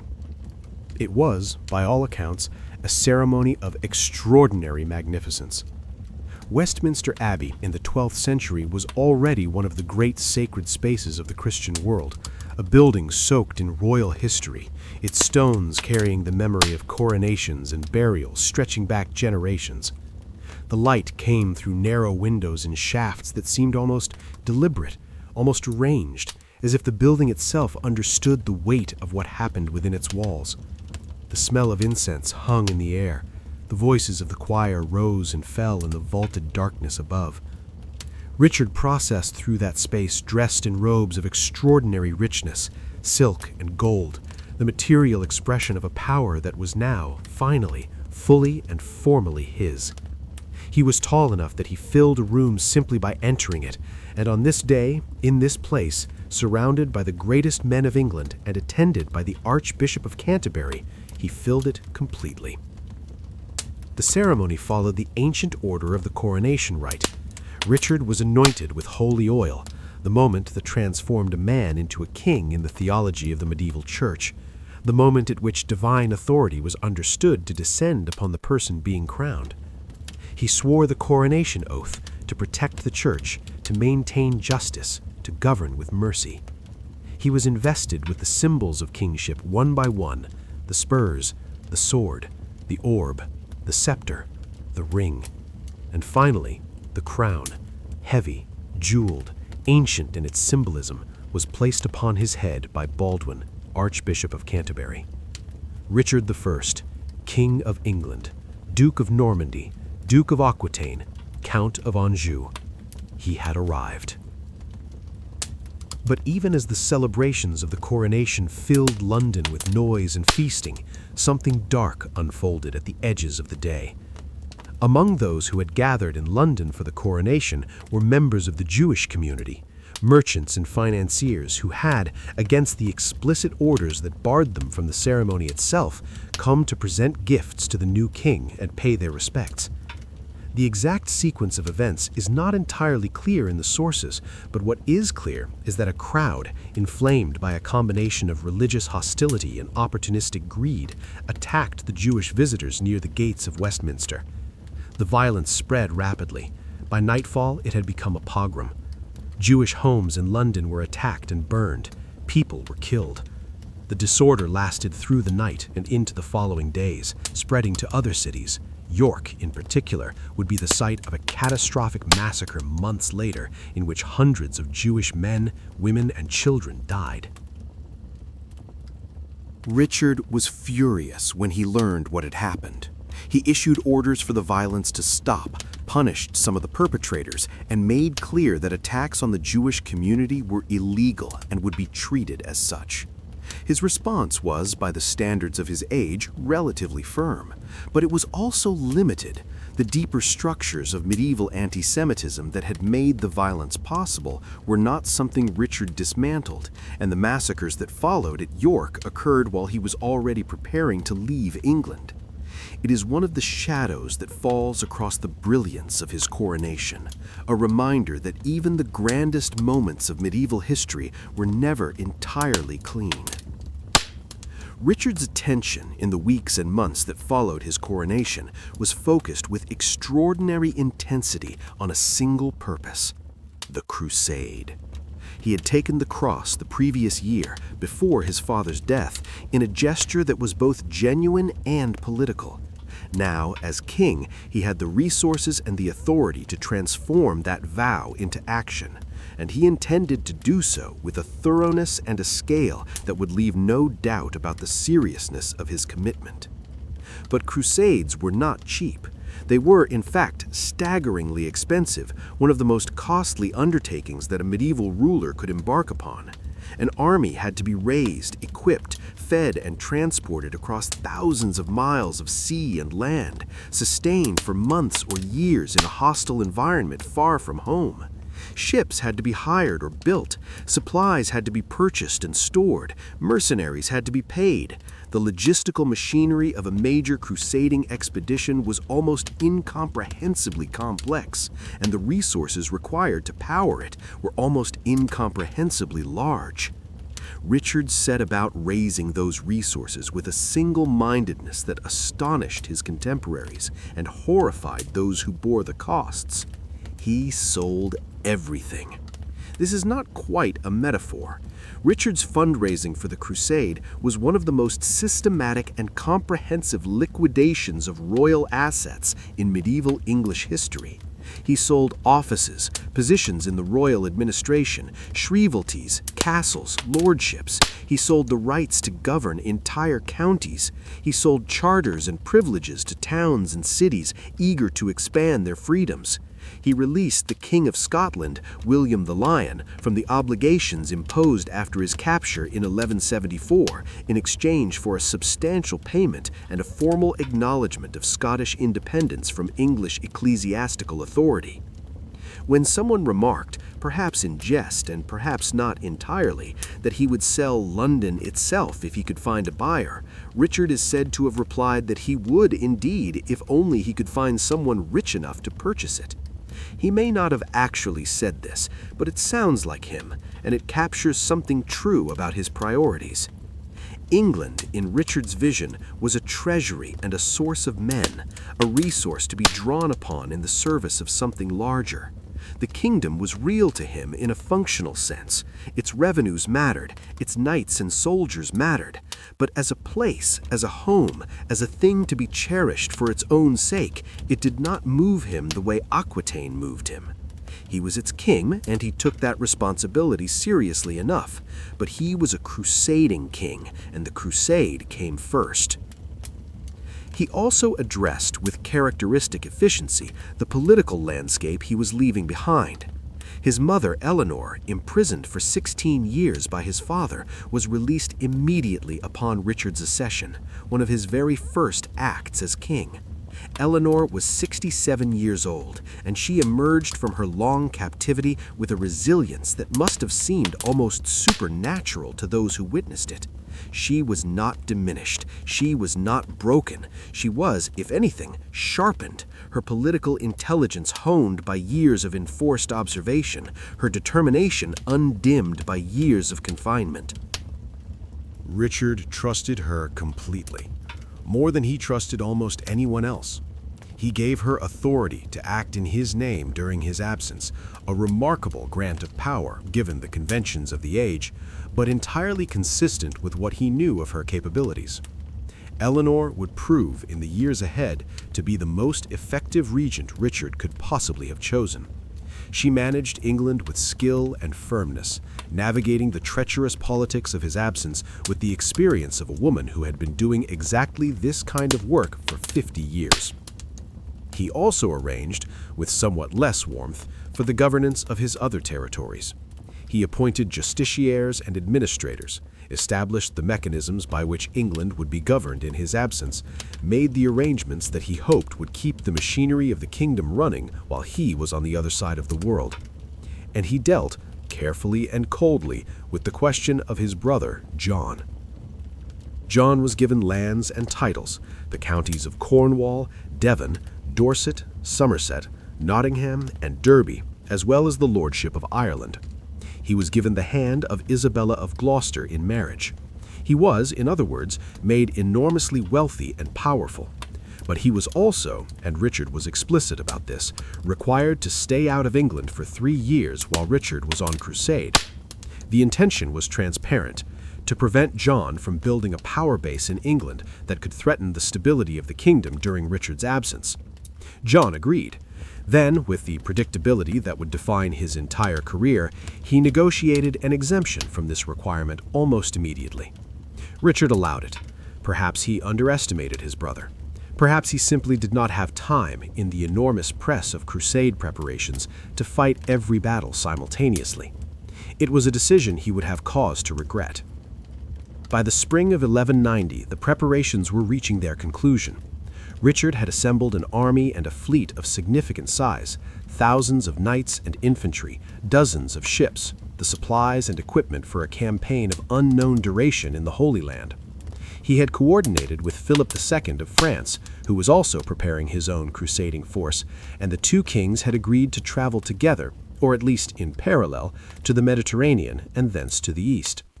The alliance with Philip was already showing its tensions. They were too similar in their pride and their need for primacy to travel comfortably as equals, and the logistics of combining two royal armies with two royal egos into a single coherent expedition were considerably more complicated in practice than they had appeared in negotiation. But the agreement held, at least for now. Richard made his final arrangements. He said his farewells to England, which he would not see again for 4 years, to his mother, who watched him go with the particular quality of stillness that a woman has when she has learned through long experience that the people she loves cannot be kept safe by watching them, to the kingdom he had barely had time to inhabit before leaving it behind. He had been King of England for less than a year. He would spend a total of about 6 months of his 10-year reign in England. These facts have followed his reputation through the centuries, used by critics as evidence of negligence, of a king who did not deserve his kingdom because he did not choose to remain in it. But Richard would have found such criticism baffling. Kingship, in his understanding, was not about residence. It was about protection, about justice, about the defense of Christendom. And the most important act of defense available to a Christian king in 1190 was to take the cross and sail east toward Jerusalem.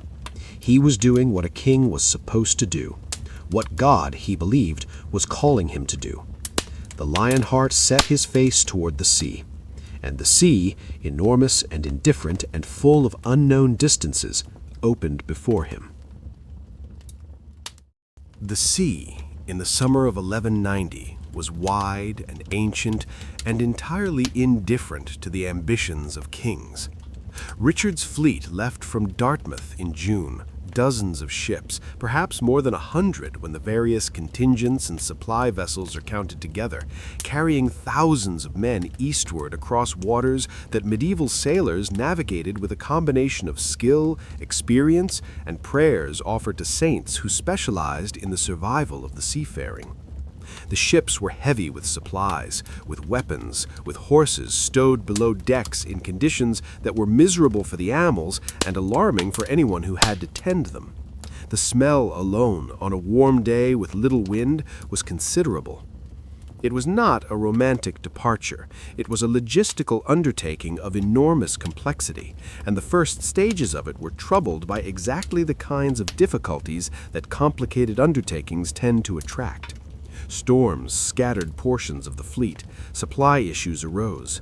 The coordination between Richard's English and Aquitanian forces and Philip's French contingent, which had arranged to meet at various points along the route, was imperfect in the way that coordination between proud and independent military forces tends to be imperfect. But Richard moved through these difficulties with his characteristic energy. He was in his element, not in the sedentary business of governance, not in the careful management of political relationships, but in the kinetic, demanding, problem-rich environment of a military expedition. He was everywhere, organizing, deciding, pressing, solving. The men around him felt the force of his presence and moved faster for it. The fleet made its way south through the Bay of Biscay, around the Iberian Peninsula, into the warmer waters of the Mediterranean. Portugal, then Spain, then the long coastline of France visible on the northern horizon. The days lengthened and the air grew warmer, and the sea changed color, from the gray-green of the Atlantic to the deeper, more saturated blue of the Mediterranean, a blue that seemed to promise something, though no one on those ships could have said precisely what. They were going east, toward Jerusalem, toward whatever God had prepared for them. By the autumn of 1190, Richard's fleet had reached Sicily. Sicily was, in this period, one of the most remarkable places in the entire Mediterranean world. It sat at the crossroads of three civilizations, Norman, Arab, and Byzantine, and bore the marks of all three in its architecture, its culture, its food, its languages, its people. The Norman kings who had ruled it for the past century had created something genuinely unusual, a court where Christian, Muslim, and Jewish scholars worked side by side, where Arabic was spoken in the royal palace alongside Latin and Norman French, where the ceilings of churches were decorated with mosaics that owed as much to Islamic art as to Byzantine Christianity. It was a place of great sophistication and great complexity. It was also, when Richard arrived, in the middle of a succession crisis.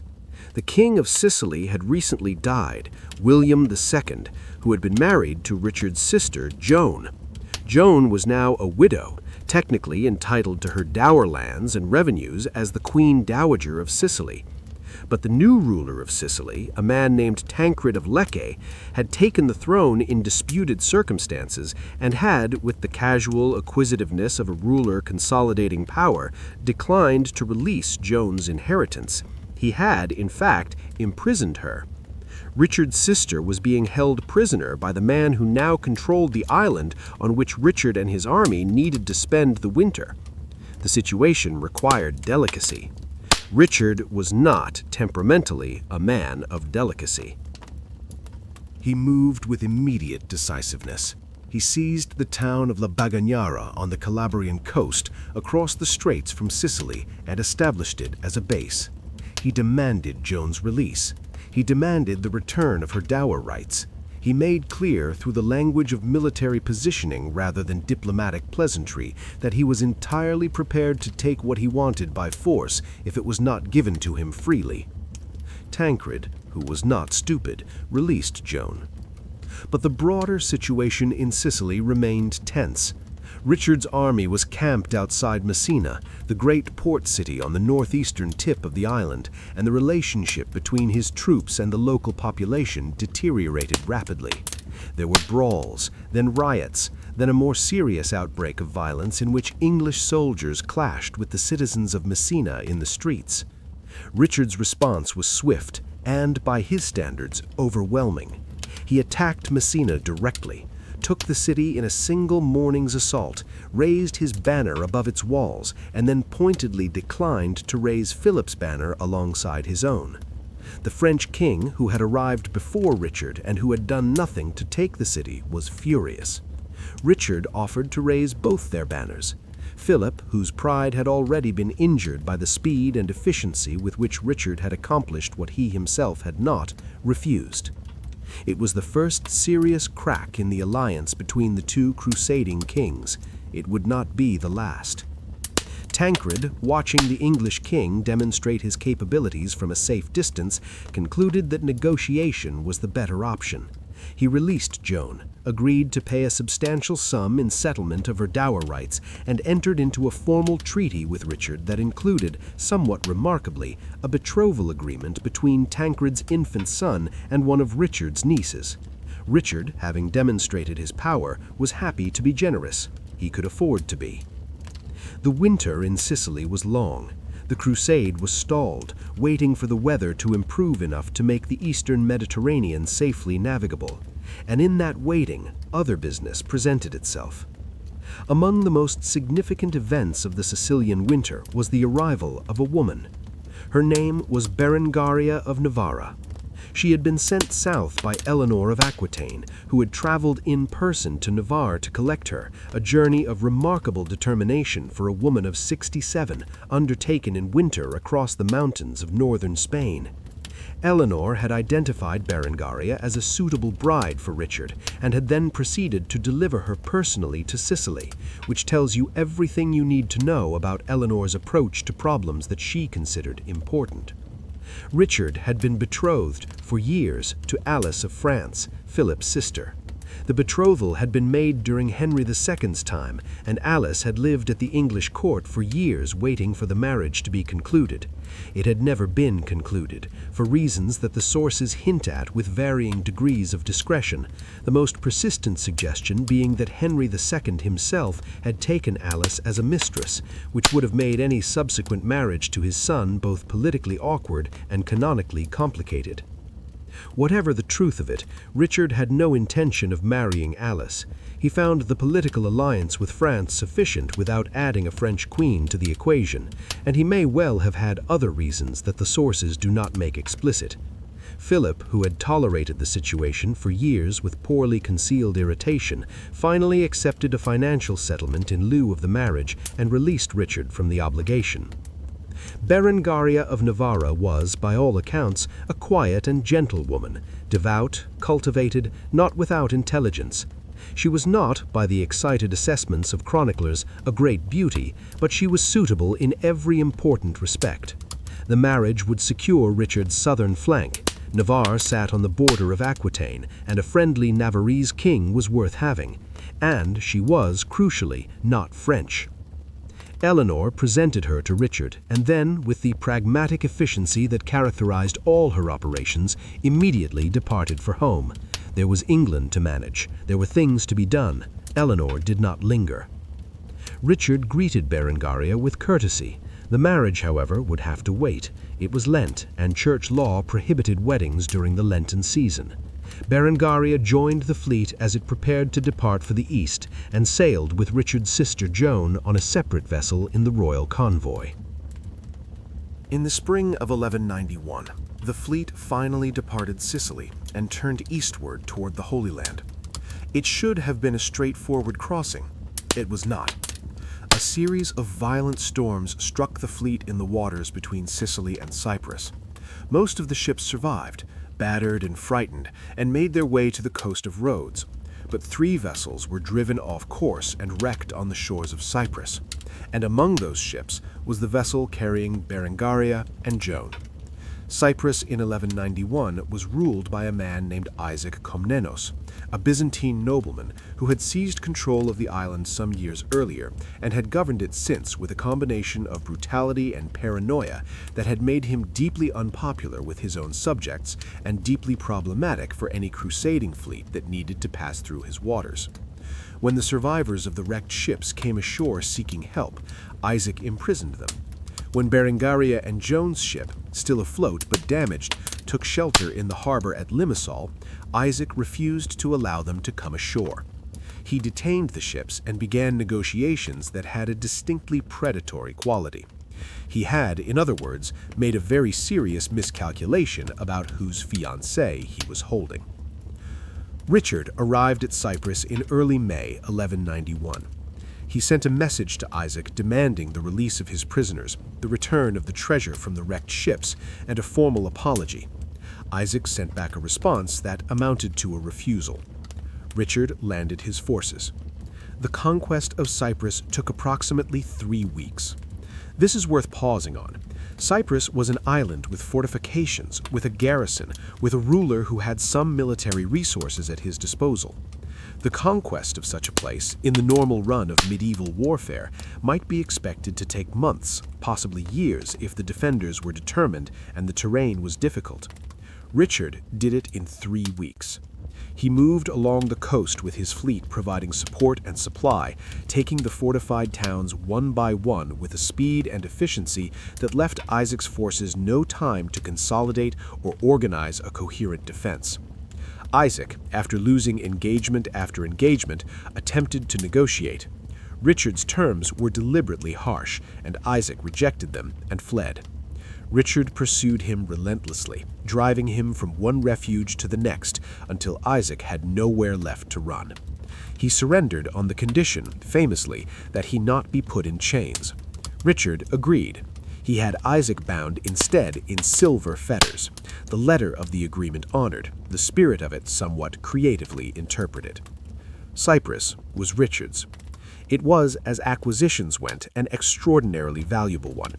The island was fertile and well-positioned, capable of supplying a crusading army with provisions and a secure base of operations. It would prove in the months ahead worth more in practical terms than almost any single victory in the Holy Land itself. On the 12th of May, 1191, in the chapel of the castle of Limassol, Richard married Berengaria of Navarra. She was crowned Queen of England in the same ceremony, the only Queen of England ever to be crowned outside England itself. It was a simple ceremony by the standards of royal weddings. There was no great cathedral, no assembled nobility of the kingdom, no choir of dozens. There was a small chapel, a priest, 2 people, and the words that bound them. Richard was 33 years old. He had been a king for less than 2 years. He had not yet set foot in the Holy Land, but he was coming. The sea was behind him now. The east lay ahead, and somewhere beyond the horizon, the walls of Acre were waiting. There are moments in history when a single arrival changes everything.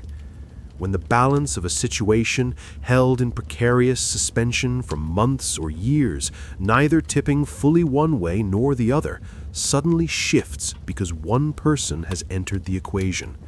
When the forces that were already present find in the arrival of that one person the catalyst they needed. Richard's arrival at Acre on the 8th of June, 1191, was one of those moments. To understand what Richard found when he reached the shores of the Holy Land, we need to understand what had been happening there in his absence. The city of Acre, known in Arabic as Acre, sitting on a promontory jutting into the Mediterranean on the coast of what is now northern Israel, was one of the most important ports in the eastern Mediterranean. It was the gateway to the Crusader kingdom, the city through which men and supplies and pilgrims passed on their way to and from the holy places of Christendom.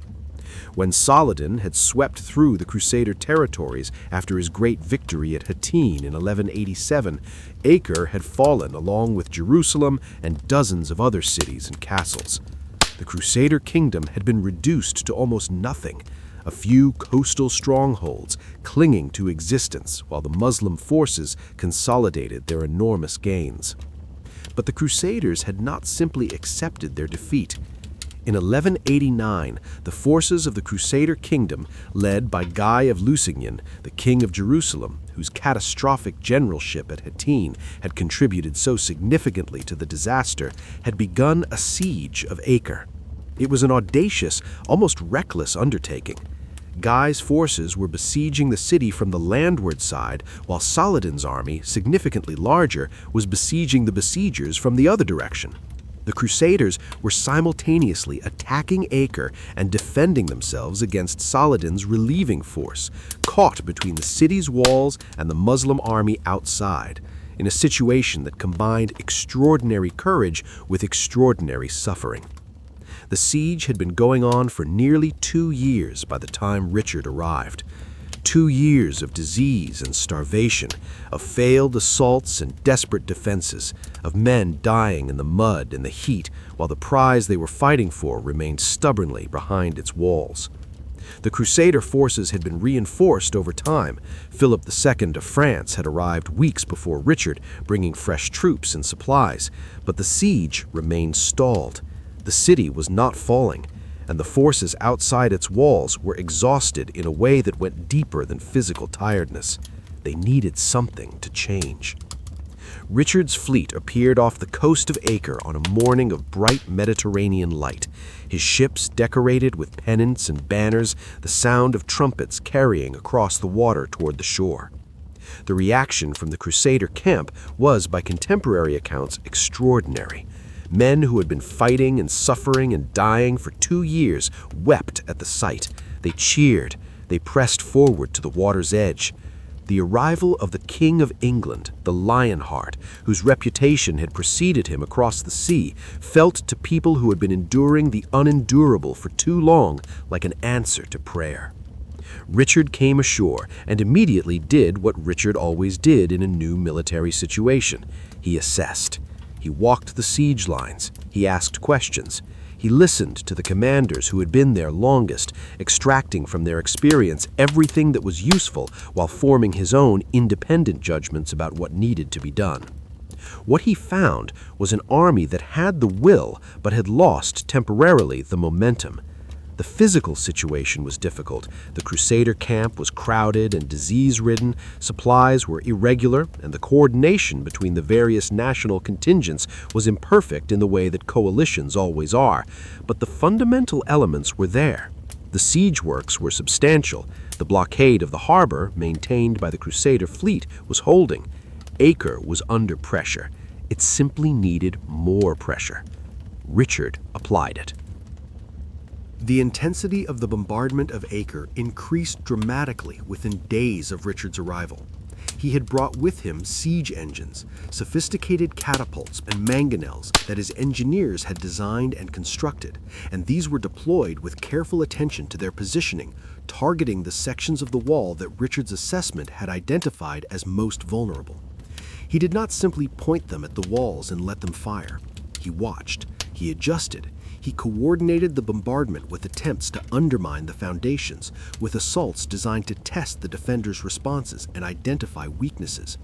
He was also, characteristically, not watching only from a safe distance.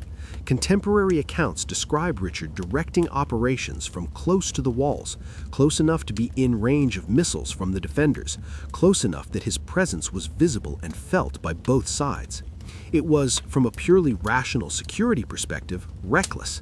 From the perspective of morale, his own troops' morale, and in a different way the defenders', it was enormously effective.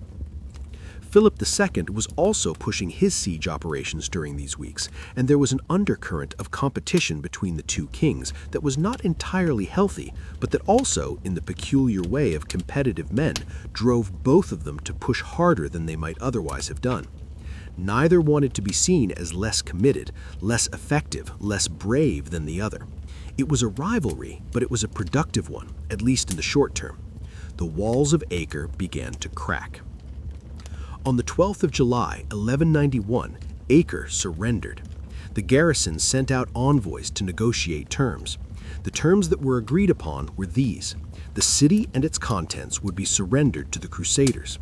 The garrison and its inhabitants would be held as prisoners.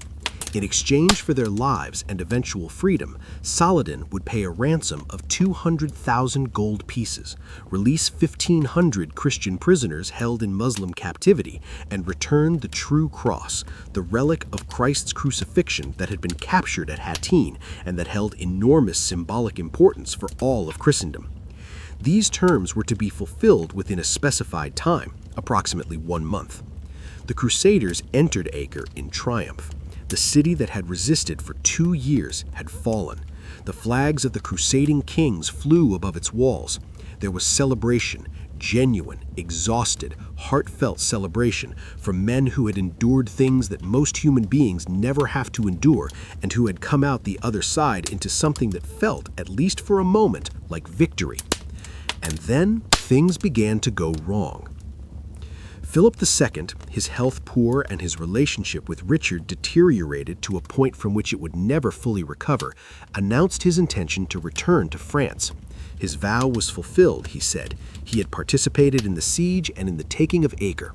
He was ill. His kingdom needed him. Richard was furious. The war was not over. Jerusalem had not been recovered. The whole purpose of the crusade remained unaccomplished, and Philip was leaving. Richard felt, with some justification, that he was being abandoned, left to carry the weight of the enterprise with his own resources, while Philip sailed home to make trouble in the Angevin territories. Philip left in late July. He left behind a portion of his forces under the Duke of Burgundy, but the departure of the French king was both a practical blow and a symbolic one. The great crusading coalition was already fragmenting. There was also a dispute in the immediate aftermath of Acre's fall that revealed the tensions running through the Crusader coalition with uncomfortable clarity. The Duke of Austria, Leopold V, who had brought his own forces to the siege, had raised his banner above part of the city's walls alongside the banners of the English and French kings. Richard had it torn down. The reasons Richard gave were technical. Only kings had the right to display banners in this way, and Leopold was a duke, not a king. Whether this was the real reason or merely the stated one is difficult to know. What is not difficult to know is the effect. Leopold of Austria left the crusade humiliated and furious, nursing a grievance that he would nurse carefully for years. Richard had made an enemy, one who in time would exact a very specific revenge. And then came the event that has followed Richard's reputation like a shadow ever since. The deadline for Saladin's fulfillment of the surrender terms passed. Then another deadline passed. The negotiations were complicated, genuinely complicated, as negotiations about the transfer of enormous sums of money and large numbers of prisoners always are. There were arguments about the composition of the ransom payments, about the authenticity of the true cross being offered, about the list of prisoners to be released. Saladin was not necessarily acting in bad faith. The logistical and political challenges of assembling the agreed payment were real. But from Richard's perspective, in the heat of August, in a city he needed to leave in order to continue the march south, the situation had become impossible. He had approximately 2,700 Muslim prisoners, the garrison of Acre and their families. On the 20th of August, 1191, Richard had them all executed. Men, women, and children marched out to a field outside the city walls in full view of Saladin's army watching from the hills and killed. It is the act that sits most heavily on any honest assessment of Richard's life. There is no way to narrate it that makes it comfortable. There is no framing that transforms it into something other than what it was, the mass killing of prisoners who had surrendered in good faith on the basis of terms that Richard himself had agreed to. And yet, history, not in the sense of excusing, but in the sense of understanding, requires us to sit with the complexity of it. What Richard did was not, by the standards of medieval warfare, entirely without precedent, or entirely without a logic that his contemporaries recognized. The laws of siege warfare in the 12th century included provisions for the killing of prisoners when ransoms or agreed terms were not fulfilled. Saladin himself, for all his celebrated magnanimity, had executed prisoners on occasion.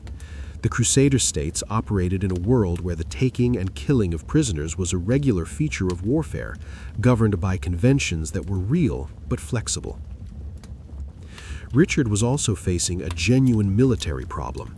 He had nearly 3,000 prisoners who required guarding and feeding in a situation where he was about to begin a march down the coast toward Jerusalem. Guarding them would require soldiers he needed elsewhere. He could not release them. Releasing a garrison of trained soldiers back to the opposing army was not a serious option. And Saladin, whether through inability or deliberate delay, had not met the agreed terms. None of this makes the killing of the prisoners right, in any moral sense that reaches across in centuries to where we stand now, but it places it in a context that is more complicated than simple savagery, and that complexity is part of the historical truth. Saladin, watching from the hills, was said to be devastated. He attempted a rescue that came too late.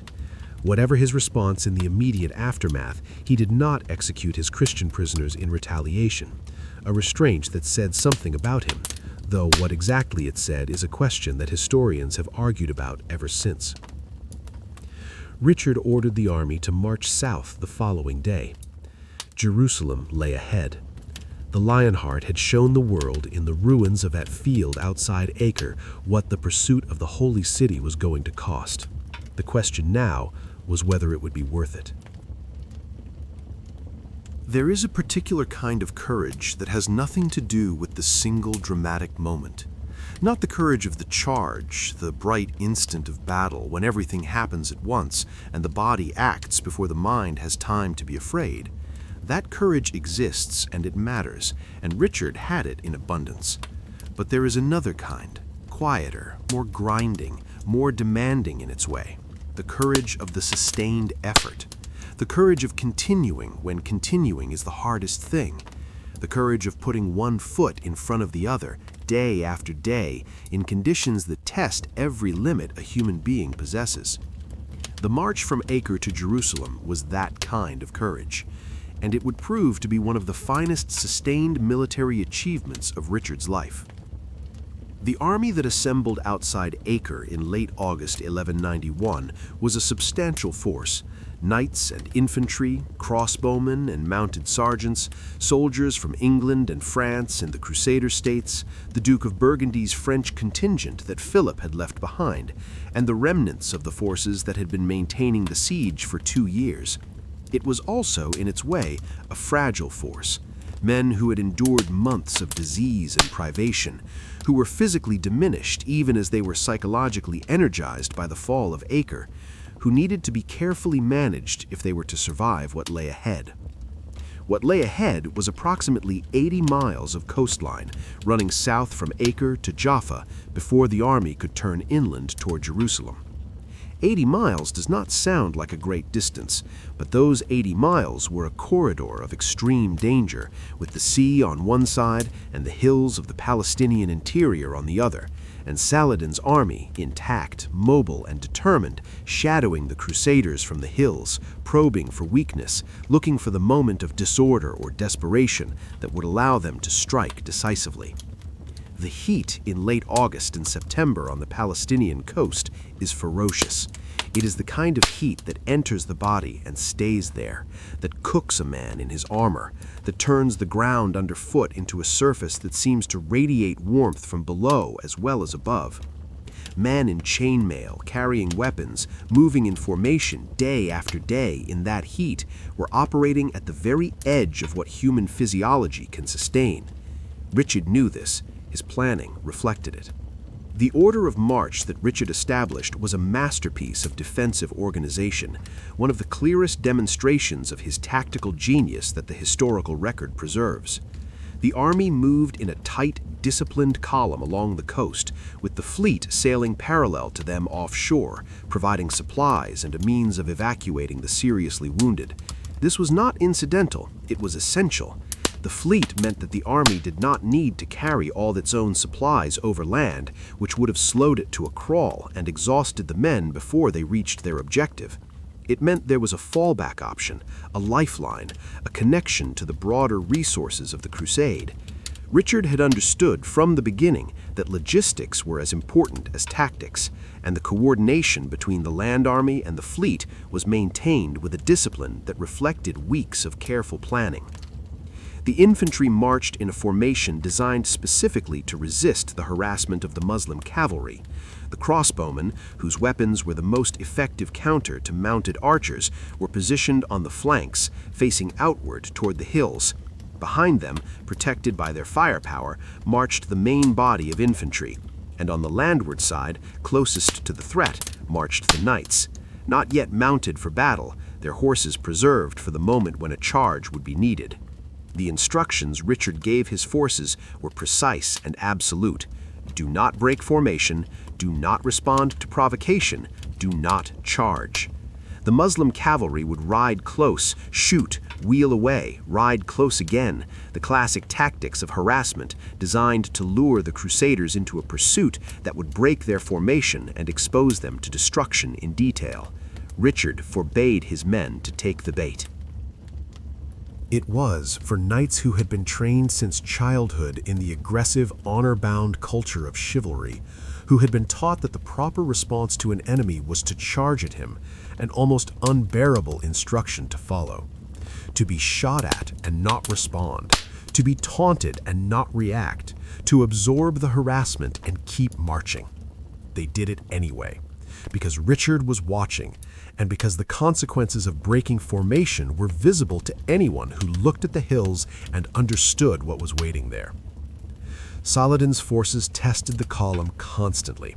There were skirmishes every day, small engagements at the edges of the formation, probing attacks designed to find the weak points, moments of intense localized violence that cost lives and frayed nerves without ever quite becoming the decisive engagement that would break the army.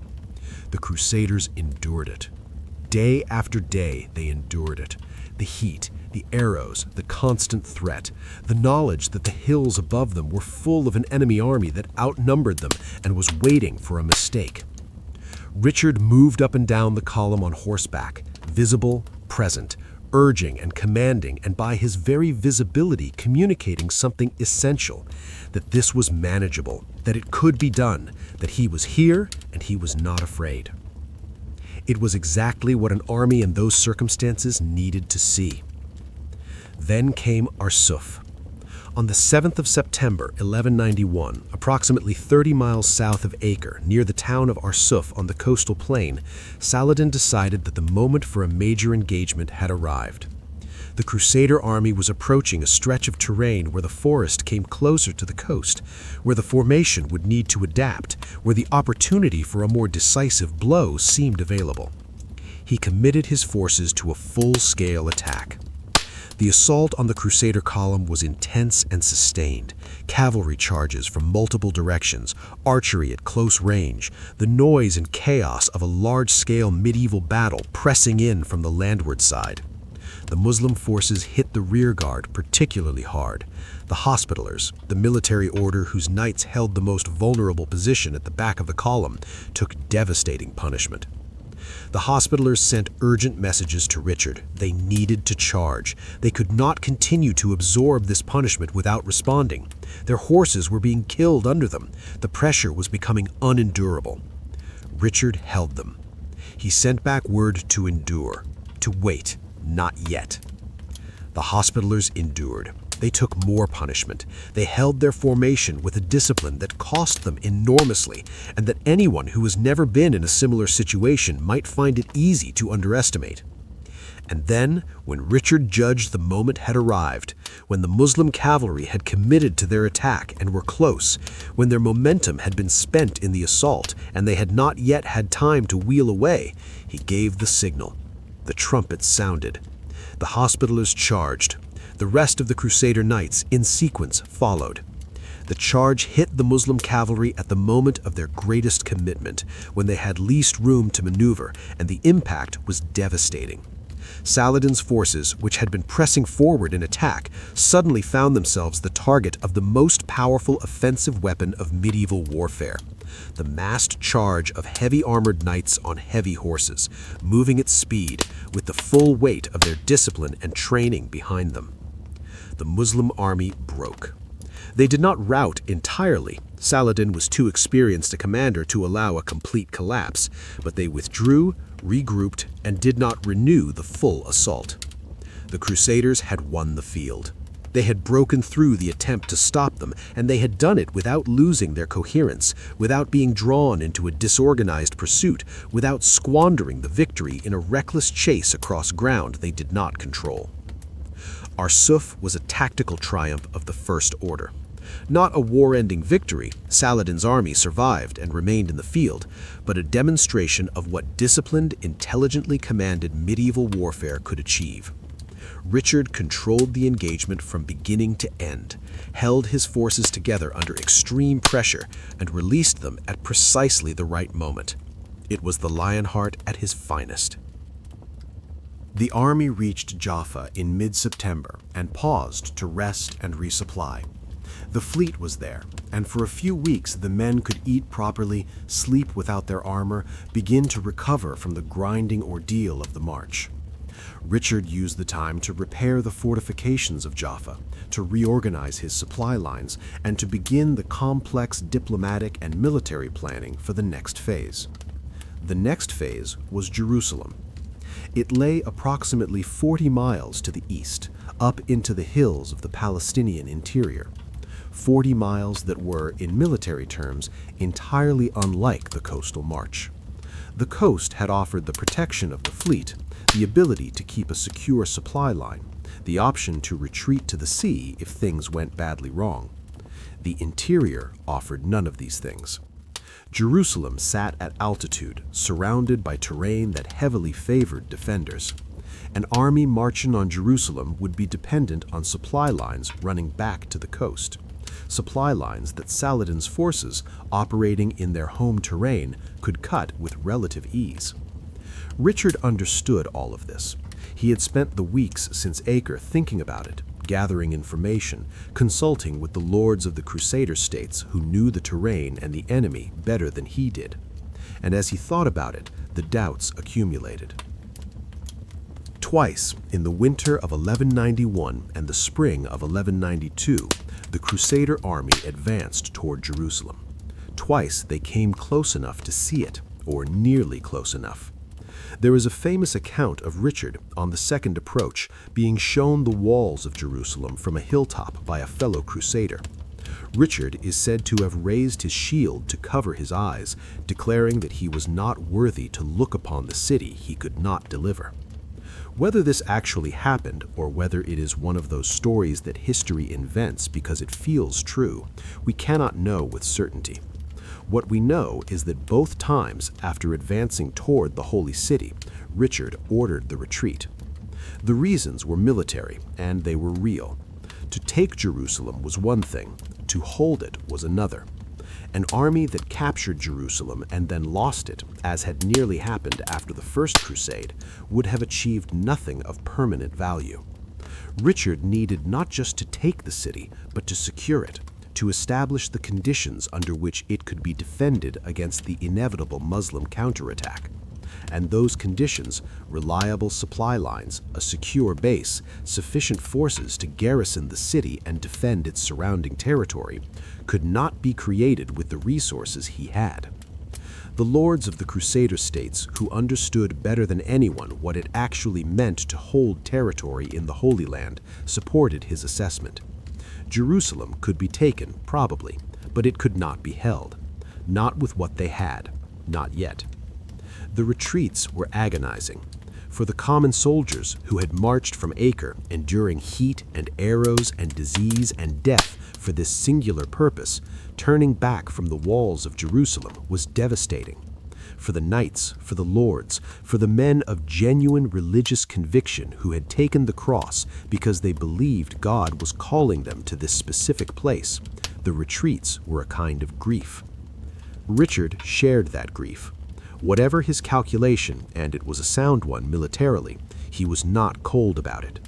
He had come to Jerusalem. He had come as close as any crusading commander since the fall of the city, and he was turning back.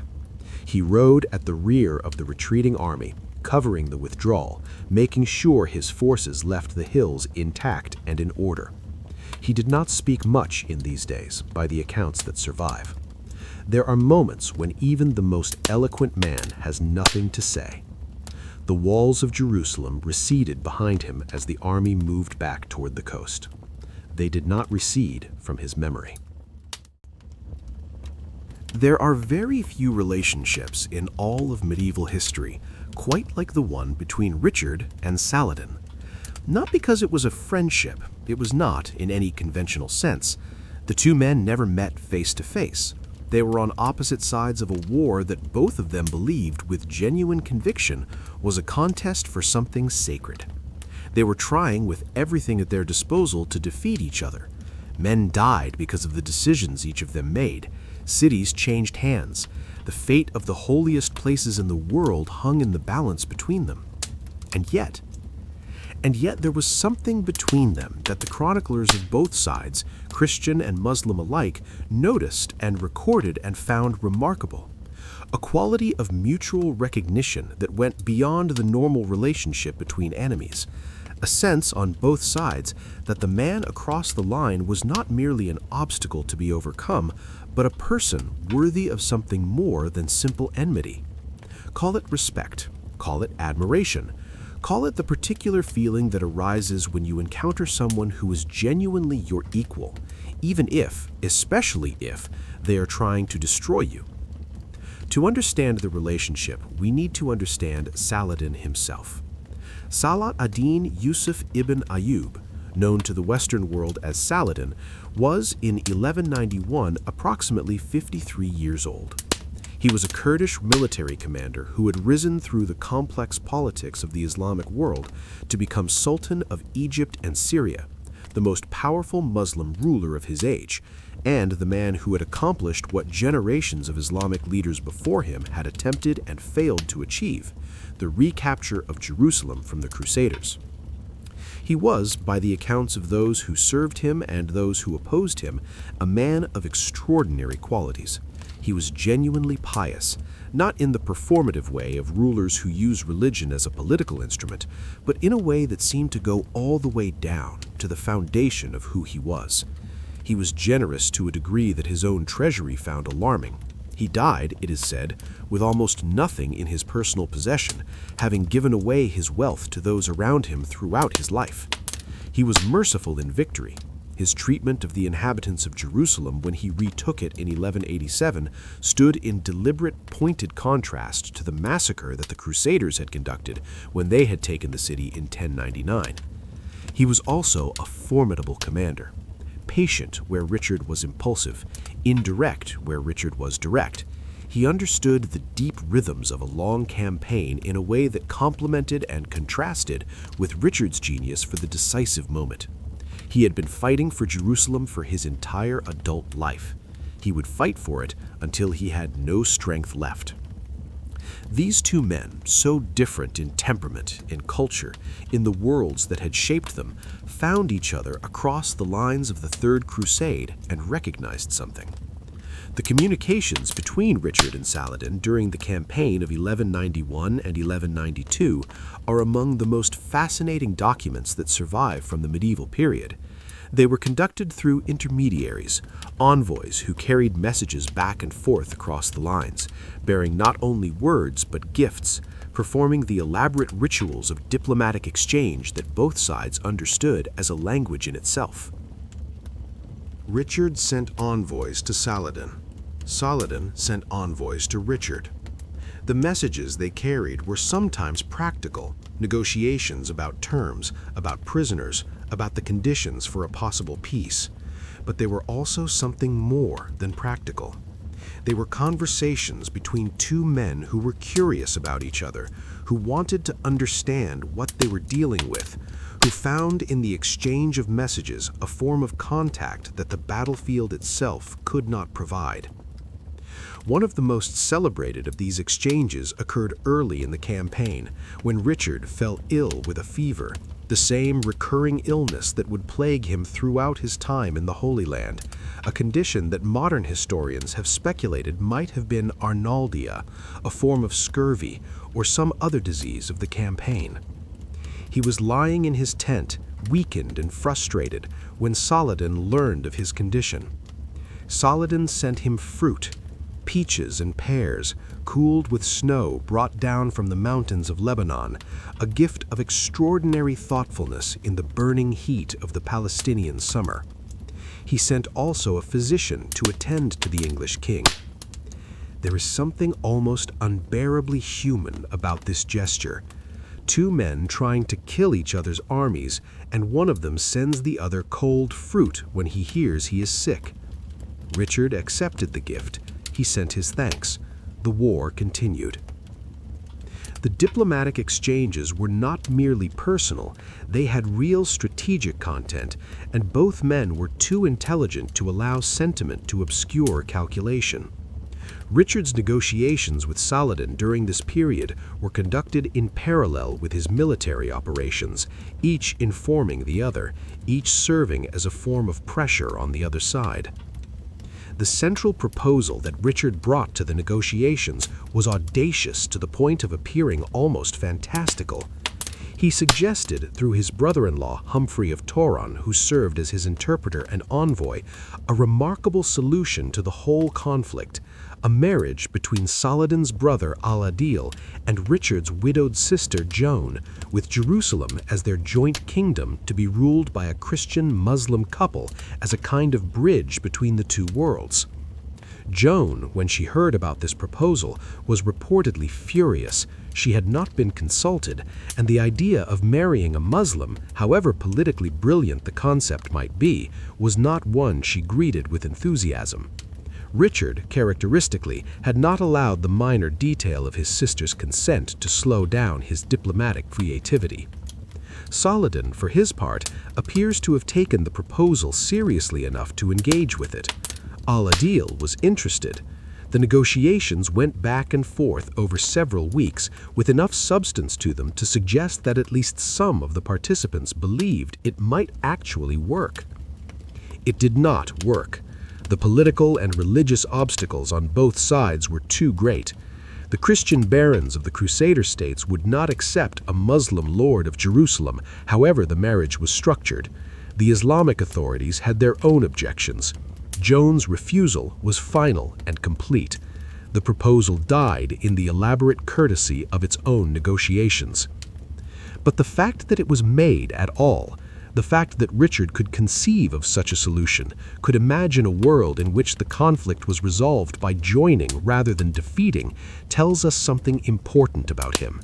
He was not merely a warrior. He was a mind that could reach beyond the obvious, that could hold complexity without being paralyzed by it. There were other exchanges that the chroniclers preserved, each one a small window into the strange intimacy of this enmity. During a skirmish near Jaffa, Richard's horse was killed beneath him, leaving him briefly on foot in a dangerous situation. A Muslim soldier, seeing the English king unhorsed, sent him 2 fresh horses, an act of chivalric generosity so unexpected that the chroniclers who recorded it clearly found it almost incomprehensible, and yet felt compelled to include it because it happened and it was true. The horses came, some accounts suggest, by Saladin's direct order. Richard rode one of them. He did not refuse it. He sent thanks. Later, during another engagement near Jaffa, Richard performed an act of individual combat, riding along the enemy lines, challenging anyone to face him, in a gesture that was partly military and partly theatrical, the living embodiment of the chivalric ideal of personal valor. No one came out to meet him, and Saladin, watching from a hill, is reported to have said something to the effect that such a king deserved a better horse than the one he was riding, and sent him one. Whether this exchange happened exactly as the chroniclers describe it, whether the details have been polished and romanticized in the retelling, is something we cannot determine with certainty. What is certain is that these stories existed, were told and retold on both sides, and were experienced by both sides as somehow capturing something true about the nature of the conflict. What Saladin made of Richard, personally, is recorded in the accounts of his secretary and biographer Ba-ad-Din ibn Shaddad, who was present throughout the campaign and who wrote about Richard with a candor that is more revealing than simple flattery or simple hostility.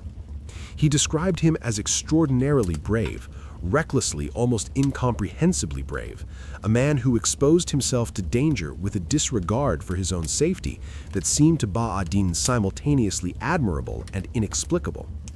He described him as a brilliant commander, unpredictable in his movements, difficult to anticipate, capable of being everywhere at once. He also described him with a certain wondering quality as someone who seemed to genuinely enjoy war, not in a bloodthirsty way, but in the way that a master craftsman enjoys his craft. Richard in battle was Richard at home. This for Ba-ad-Din was both impressive and faintly alarming. What Richard made of Saladin is harder to reconstruct because the sources on Richard's side are less personal, less reflective. But the evidence of his behavior, the diplomatic creativity, the willingness to engage seriously with Saladin's proposals, the gestures of respect that punctuated the military exchanges, suggests a man who recognized in his opponent something that commanded genuine admiration. Richard is reported to have said at some point during the campaign that if he could not himself hold Jerusalem, he would rather Saladin held it than any other man. This may or may not be a direct quote. Medieval chronicles are not tape recordings, but it sounds true. It sounds like the kind of thing Richard would say about an enemy he respected. The relationship between these two men has captured the imagination of every subsequent generation that has encountered it, and it is not difficult to understand why. In a conflict defined by religious certainty, by the absolute conviction on both sides that God was on their side and that the enemy was not merely wrong but wicked, in that context, the exchanges between Richard and Saladin offered something rarer, a glimpse of what becomes possible when two people who are trying to defeat each other are also, somehow, able to see each other clearly, not as symbols, not as representatives of a faith or a civilization, but as men, complicated, gifted, fallible, fully human men, doing the best they could in a world that was asking almost everything of them. The peace they eventually made was not perfect, no peace is, but it was real, and it was made possible at least in part by the fact that neither of them had ever entirely lost sight of the humanity of the person on the other side. That is rarer than it sounds. That is rarer than almost anything. There comes a moment in every long campaign when the commander must look at what is possible and separate it, honestly and finally, from what is desired. It is one of the hardest things a leader can do. Harder in many ways than the battle itself, because the battle asks only for courage and skill, qualities that come naturally to people who have been forged for exactly that purpose. But the moment of honest reckoning asks for something more difficult. It asks for the willingness to see clearly, without the distortions of pride or hope, or the weight of everything already sacrificed, and to make the decision that the reality demands, rather than the decision that the heart prefers. Richard reached that moment in the summer of 1192. The months between the second retreat from Jerusalem and the eventual peace negotiation were among the most difficult of the entire crusade, not in the dramatic battle-filled way of the march from Acre, but in a quieter, more corrosive way. The campaign was stalling. The Crusader forces were exhausted and increasingly fractious. The political situation within the Crusader coalition had deteriorated badly. There were disputes about who should be king of Jerusalem, with Richard backing Guy of Lusignan and the majority of the local barons preferring Conrad of Montferrat. Richard eventually accepted Conrad as the more politically viable choice. And then Conrad was assassinated, killed by members of the Assassins, the secretive Nizari Ismaili sect, whose name has entered multiple languages as a synonym for political murder. The timing was so convenient for Richard that suspicion fell on him almost immediately and has never entirely lifted, though the evidence for his direct involvement is thin, and the assassins had their own reasons for wanting Conrad dead that had nothing to do with the English king. Conrad's widow, Isabella, was married within days to Henry of Champagne, Richard's nephew, who thus became the new lord of the Crusader kingdom. The speed of the remarriage was, by any standard, remarkable. Medieval politics moved quickly when they needed to. Through all of this, Richard was also dealing with news from home that was becoming increasingly alarming. The letters arriving from England painted a picture that demanded attention. Philip II, back in France since his early departure from the Crusade, was pressing Richard's territories in Normandy, testing the borders, encouraging disaffection among the Norman barons, making the quiet preparations of a man who intends to act when the moment is right. And then in England, Richard's brother John was behaving in ways that Eleanor's letters described with barely concealed urgency. John was building alliances. John was accumulating influence. John was, in the particular way of ambitious younger brothers throughout history, making himself useful to people who might find his usefulness relevant if Richard did not come home. Richard was facing the classic dilemma of the crusading king, the one that every ruler who had taken the cross had faced, and that the geography of the enterprise made structurally unavoidable. The kingdom that needed him was thousands of miles from the cause that had brought him here. He could not be in both places, and the longer he remained in the east, the more the west unraveled. He needed to make peace. He needed to make it on terms that were defensible, terms that he could present to the world and to himself as something other than simple failure. And he needed to make it soon. The negotiations that produced the Treaty of Jaffa in September 1192 were conducted over several weeks through the familiar channels of envoys and intermediaries, with Saladin on one side and Richard on the other, each testing the other's limits with the patience of men who had been doing this for long enough to understand the rhythms of it. The terms that were eventually agreed upon were these. The coastal strip from Tyre to Jaffa would remain in Christian hands, the cities and ports that Richard's campaign had secured or retained, the lifeline of the Crusader states. Ascalon, which Richard had spent considerable effort fortifying, would be demolished, its walls torn down, its defenses stripped, and returned to Saladin. It was a painful concession, the most tangible symbol of what the Crusade had not achieved. And Jerusalem. Jerusalem would remain under Muslim control, but Christian pilgrims, unarmed pilgrims coming in peace, would be permitted to enter the city and visit the holy places freely. The Church of the Holy Sepulchre would be accessible to those who came to pray. The spiritual purpose of the crusade, The ability of Christians to reach the holiest place in their faith would be preserved, even if the political control of the city was not. The treaty was to hold for 3 years, 3 months, 3 days, and 3 hours. The elaborate precision of medieval diplomatic formulas, a specificity that seems almost poignant against the enormous sweep of what it was trying to settle. Richard did not go to Jerusalem. He could have. The treaty gave him the right of pilgrimage, as it gave every Christian. The road to the holy city was open to him.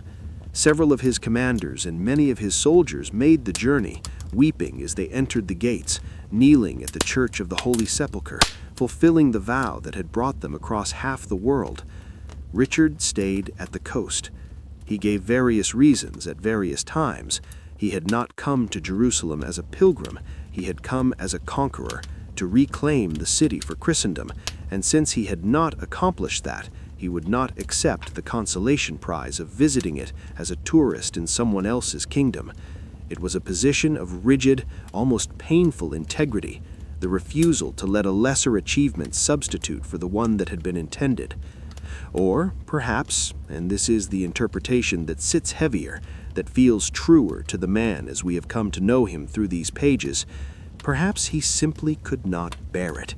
To walk through those gates as a pilgrim, to see the city he had come so close to taking and had not taken, to kneel in the Church of the Holy Sepulchre knowing what the journey had cost and what it had not achieved.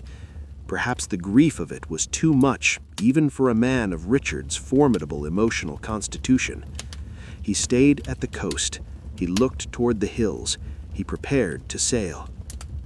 The question of whether the Third Crusade was a triumph or a failure has been argued about ever since, and the honest answer is that it was both, simultaneously, in proportions that shift depending on where you stand when you look at it.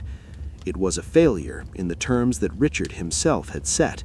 Jerusalem was not recovered. The primary objective of the crusade, the objective for which thousands of men had left their homes and families and had died in the heat of Palestine, was not accomplished. The holy city remained in Muslim hands. And yet, the crusade had saved the Crusader states from extinction.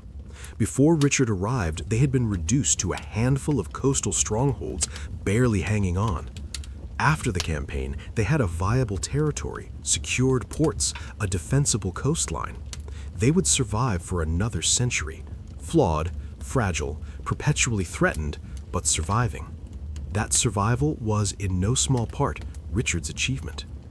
The treaty gave Christian pilgrims access to Jerusalem.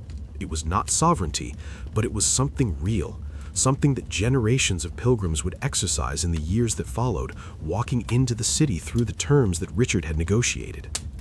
And the campaign had demonstrated to the Islamic world and to Christendom alike that the Crusader states were not simply going to disappear, that they had the military capacity, under the right leadership, to hold their own against even Saladin's forces. This mattered. It mattered more than it might seem, in a world where perceptions of strength and weakness had direct consequences for what enemies would dare to attempt.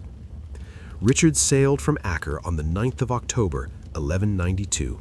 He stood at the stern of his ship as the coast of Palestine receded behind him, the flat line of the shore, the hills rising behind it. Somewhere in those hills, the walls of the city he had not reached. Contemporary accounts, if they can be trusted, say he made a vow as he sailed, that he would return, that this was not finished, that Jerusalem was still his purpose, still the thing he had promised God, and that when he had dealt with the problems waiting for him in the West, he would come back and finish what he had started. He never came back. The problems waiting in the West were larger than he knew, and time, which is the one opponent that even the Lionheart could not defeat, would not give him the chance. But standing at the stern of that ship, watching the coast of the Holy Land grow smaller in the autumn light, Richard did not know that yet. He was going home, whatever home meant for a man like him.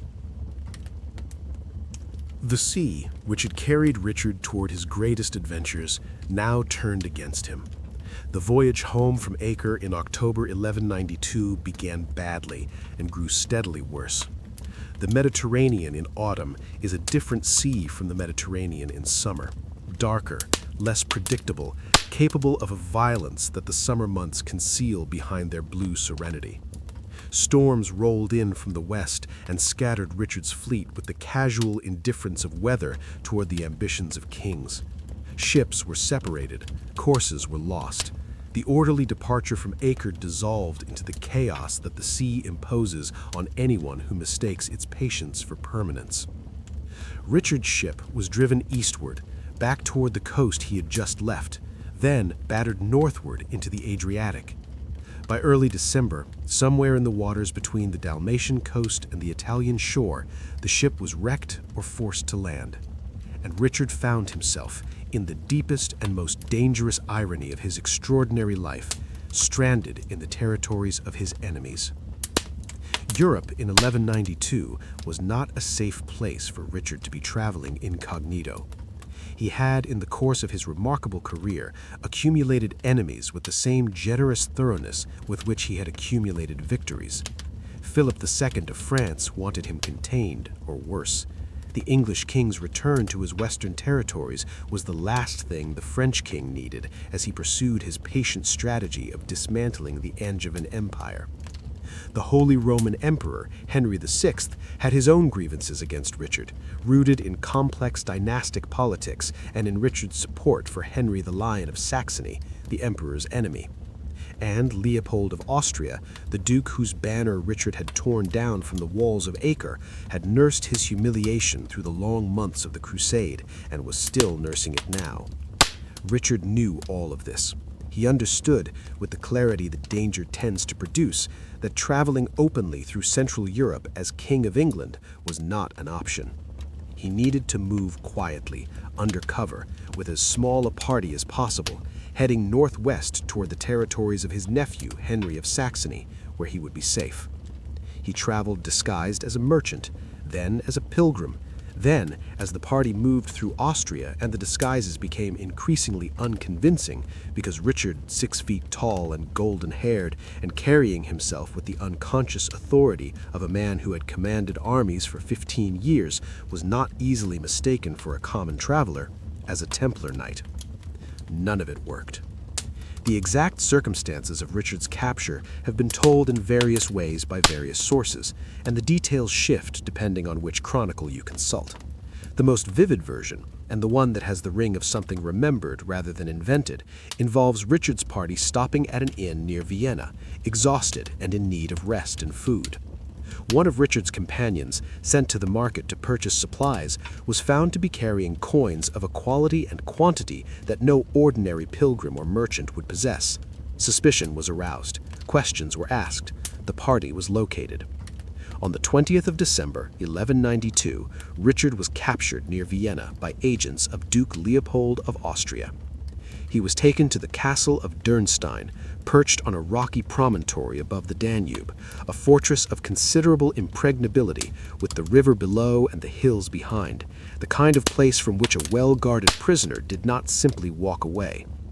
Richard had him lodged there with a security that reflected both the value of his prize and the depth of his satisfaction. The King of England was in a dungeon, or something close enough to a dungeon that the distinction hardly mattered. The news, when it reached the rest of Europe, produced reactions that varied considerably depending on who received it. Philip II of France received it with barely concealed delight. He immediately wrote to Richard's brother John with the news, in terms that made his intentions transparent. This was an opportunity, and Philip intended to use it. He and John began coordinating with a speed that said everything about how long they had each been waiting for exactly this kind of opening. Philip pressed Richard's territories in Normandy. John began his maneuvers in England with a boldness that had previously been restrained by the knowledge that Richard might return at any moment. That restraint was now gone. Eleanor of Aquitaine received the news in England and responded with the focused, controlled urgency of a woman who had survived too much to be undone by panic. She immediately began the political and diplomatic work of managing the crisis, corresponding with the Pope, negotiating with the Emperor, managing John's ambitions in England with the combination of maternal authority and political skill that was her particular genius. She wrote letters, she organized, she held things together with the sheer force of her 70-year-old will. And across England and the Angevin territories, the people who depended on Richard's kingship, the barons, the clergy, the merchants, the ordinary inhabitants of a kingdom that had been functioning reasonably well under Eleanor's regency and that now faced the destabilizing reality of a captured king and an opportunistic brother, waited and worried and wondered what would come next. Leopold of Austria did not hold Richard for long. He was, by the standards of medieval law, not entitled to. The capture of a Crusader king, a man who had taken the cross and served in the Holy Land and was now returning home, was technically prohibited by church law. Crusaders were under papal protection. Imprisoning one was an offense against that protection, and the Pope said so, loudly, in terms that Leopold could not entirely ignore. Leopold resolved his legal difficulty by selling Richard to someone who was large enough to ignore papal displeasure, at least temporarily. In February 1193, Richard was transferred to the custody of the Holy Roman Emperor Henry VI. Henry was a different kind of adversary from Leopold, colder, more systematic, more comprehensively interested in extracting maximum value from what had fallen into his hands. He was not acting from wounded pride or personal grievance as Leopold was. He was acting from pure political calculation. A captive king of England was an asset of almost incalculable value, and Henry intended to use it. Richard was taken to the castle of Trifles in the Palatinate, another imposing fortress, this one with an additional layer of imperial security around it that made Dürnstein seem almost hospitable by comparison. He was held in conditions that varied, by different accounts, between the merely uncomfortable and the genuinely harsh, though it is difficult to separate fact from the romantic elaborations that later attached themselves to his captivity. There is a story, beloved of later ages, about Richard's imprisonment and his troubadour friend Blondel de Nesle. According to this legend, Blondel traveled through the German lands singing a song that only Richard would recognize, a song the two of them had composed together outside the walls of castle after castle until at last he heard the answering voice of his king from within the walls of Dürnstein, and thus discovered where Richard was being held. It is a beautiful story. It is almost certainly not true.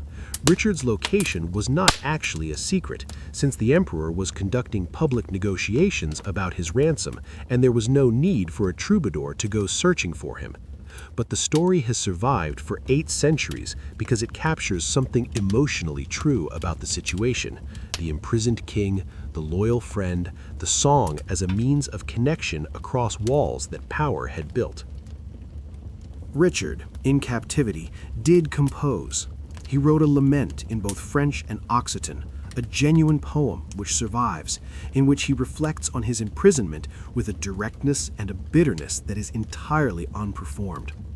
He wrote about the friends who had not come to his aid, about the loneliness of captivity, about the cold arithmetic of loyalty when a king is behind walls and cannot reward or punish anyone. It is one of the most personal documents he left to history, and it is, for all its bitterness, a beautiful piece of work. The Iron Duke of Aquitaine, the commander of armies, the man who had stood within sight of Jerusalem, writing poetry in a German castle, in the dark of a Central European winter, because the song was the one thing that no prison could take from him. The ransom that Henry VI demanded for Richard's release was 100,000 marks of silver. To give this number some context, it represented approximately 2 to 3 times the entire annual revenue of the English crown. It was an almost unimaginably large sum, the kind of figure designed not merely to be met, but to be impossible, to keep Richard in captivity while his kingdom was stripped of its wealth and his enemies made use of the time. Eleanor and the justiciars in England set about raising it with grim, methodical determination. The mechanisms they used give us a remarkable picture of how medieval taxation actually worked when pushed to its absolute limit. A quarter of every person's income and movable property was levied. The Cistercian monasteries, which held enormous wealth in the form of wool, contributed their entire year's clip. Church plate, the gold and silver vessels used in religious services, was collected and melted down. The knights of the realm paid ransom rates. Nothing was exempt. Everything that could be converted into silver marks was converted. It was ruinous. It was also, in its extraordinary thoroughness, a kind of testament to the legitimacy of Richard's kingship. Because a king whose subjects would not pay, whose barons would not contribute, would simply remain in captivity. England paid.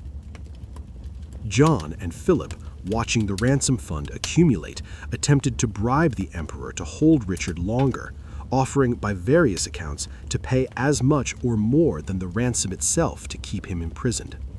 Henry VI, in one of the few moments that might be counted to his credit, declined. A deal was a deal. Henry also convened a formal assembly at Spire, in which Richard was brought before the emperor and the assembled princes of the empire to answer the accusations that had been made against him. Accusations of treachery in the Holy Land, of complicity in Conrad of Montferrat's assassination, of offenses against the emperor's allies.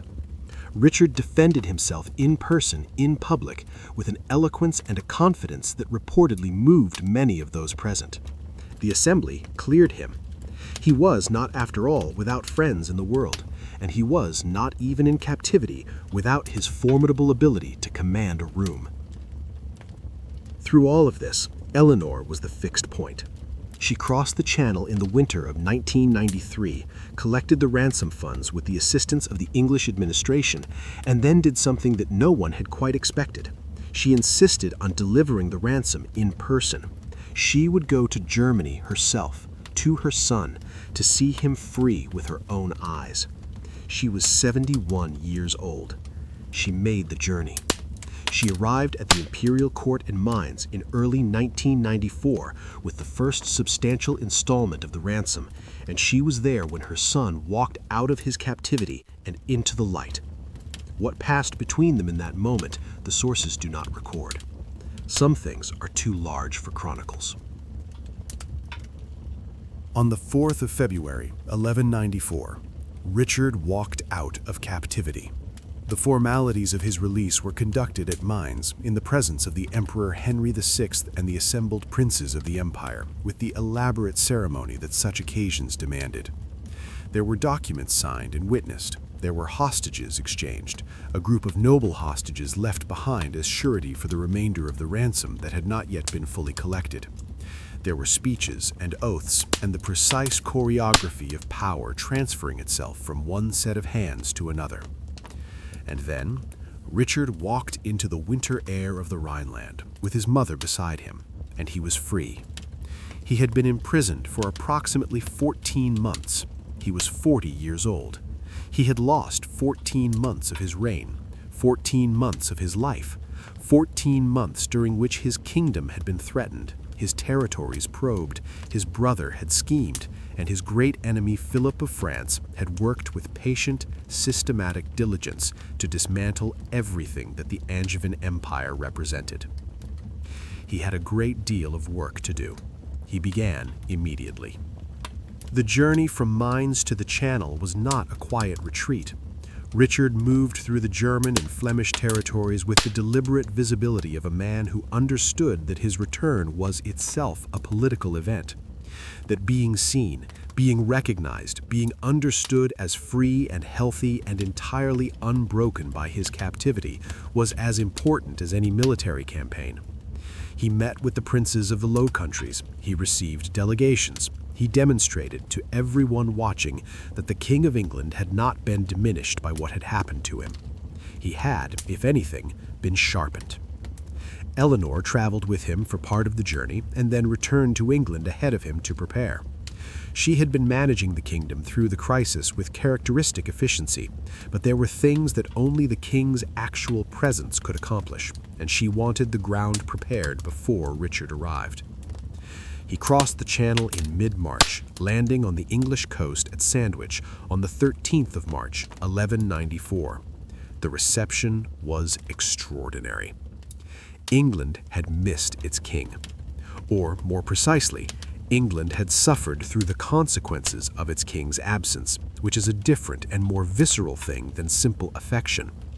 The years of Richard's captivity had been years of John's scheming, of heavier taxation, of the anxiety that comes when the center of a kingdom's authority is absent and the vultures gather.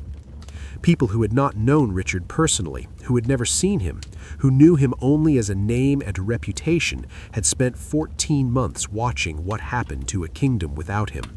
They were ready for his return with a relief that had real substance behind it.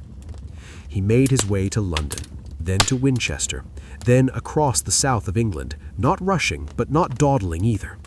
He needed to see his kingdom.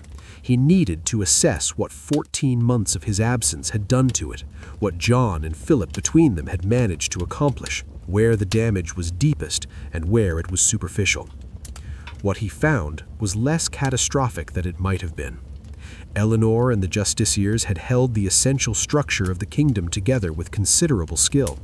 The administrative machinery was functioning, the revenues were flowing, or most of them were. The baronial loyalty that was the foundation of medieval kingship had been, with some significant exceptions, maintained. The exceptions were John's. John had used Richard's captivity to build a network of alliances and fortified positions that amounted, in effect, to a small alternative power structure within England. He had seized royal castles, Nottingham and Tickhill among them. He had made himself the effective lord of several counties. He had been negotiating simultaneously with Philip of France, offering concessions in Richard's territories in exchange for French support for his own ambitions. It was a comprehensive act of betrayal, and it had almost worked. Almost. Richard moved against John's castles with his customary speed. Nottingham, the most significant of the remaining holdouts, was besieged within days of Richard's arrival in the Midlands. The garrison, loyal to John rather than to the king, initially refused to believe that Richard was actually there, that he had actually returned and was actually standing outside their walls. The story goes that Richard moved close enough to the walls that the defenders could see him clearly, removing any remaining doubt about who was conducting the siege. Nottingham fell in 3 days. Richard then moved to Clipstone in Sherwood Forest, where he spent time, possibly days, possibly only hours, the sources are ambiguous, in the forest that would become, in later legend, the home of Robin Hood. The timing has delighted storytellers for centuries. It is almost too perfect. The real king walking through the legendary outlaw's forest. Whether Richard thought anything particular about the forest, or was simply using Clipstone as a convenient base for his Midlands operations, is a question the chroniclers do not answer. A great council was held at Nottingham in late March, at which the business of the kingdom was formally reviewed and the consequences of the rebellion assessed. The proceedings were thorough, and for those who had backed John against their lawful king, uncomfortable. The lands of those who had supported John were confiscated. The men who had given their military service to John rather than maintaining their loyalty to Richard were summoned to account for themselves. The church, which had largely remained loyal to Richard during the crisis, was rewarded with confirmations of its privileges. And John himself, the brother whose name on the list at Chinon had killed their father, who had used Richard's captivity to build his own power, who had been in active negotiation with France against his own king. What happened to John? Richard forgave him.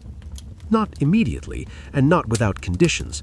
John came to Richard at Lisieux in Normandy in the spring of 1194, came in person, came as a suppliant, prostrated himself before his brother and begged forgiveness with what contemporaries described as tears. Richard, who could be ruthless and was ruthless when ruthlessness served a purpose, looked at his younger brother kneeling before him and made a calculation. John was not worth destroying. He was not worth the political cost of destroying, the precedent it would set, the enemies it might make among those barons who had some loyalty to him. He was also, and perhaps this mattered more than the politics, Richard's brother. The only brother left. Geoffrey was dead, the young King Henry was dead. It was Richard and John, the last sons of Henry II and Eleanor of Aquitaine. Richard looked at him kneeling there and said words that have been recorded by the chronicler Roger of Hoveden with a dryness that feels almost modern. He said, "You are a child. You have been led astray by bad advisors. Think no more of it." John was 27 years old. Richard gave him back most of his lands. It was either a genuine brotherly magnanimity or a supremely shrewd political calculation, or most probably both at once. Richard rarely did one thing at a time. In April 1194, Richard underwent a second coronation at Winchester Cathedral. The first coronation, in 1189, had been the legitimate and formal beginning of his reign. This second one was a statement, a deliberate, public, unmistakable declaration that the captivity had changed nothing, that the king who had left England was the same king who had returned, that there had been no interruption to his sovereignty, no diminishment of his authority, no crack in the foundation of his right to rule.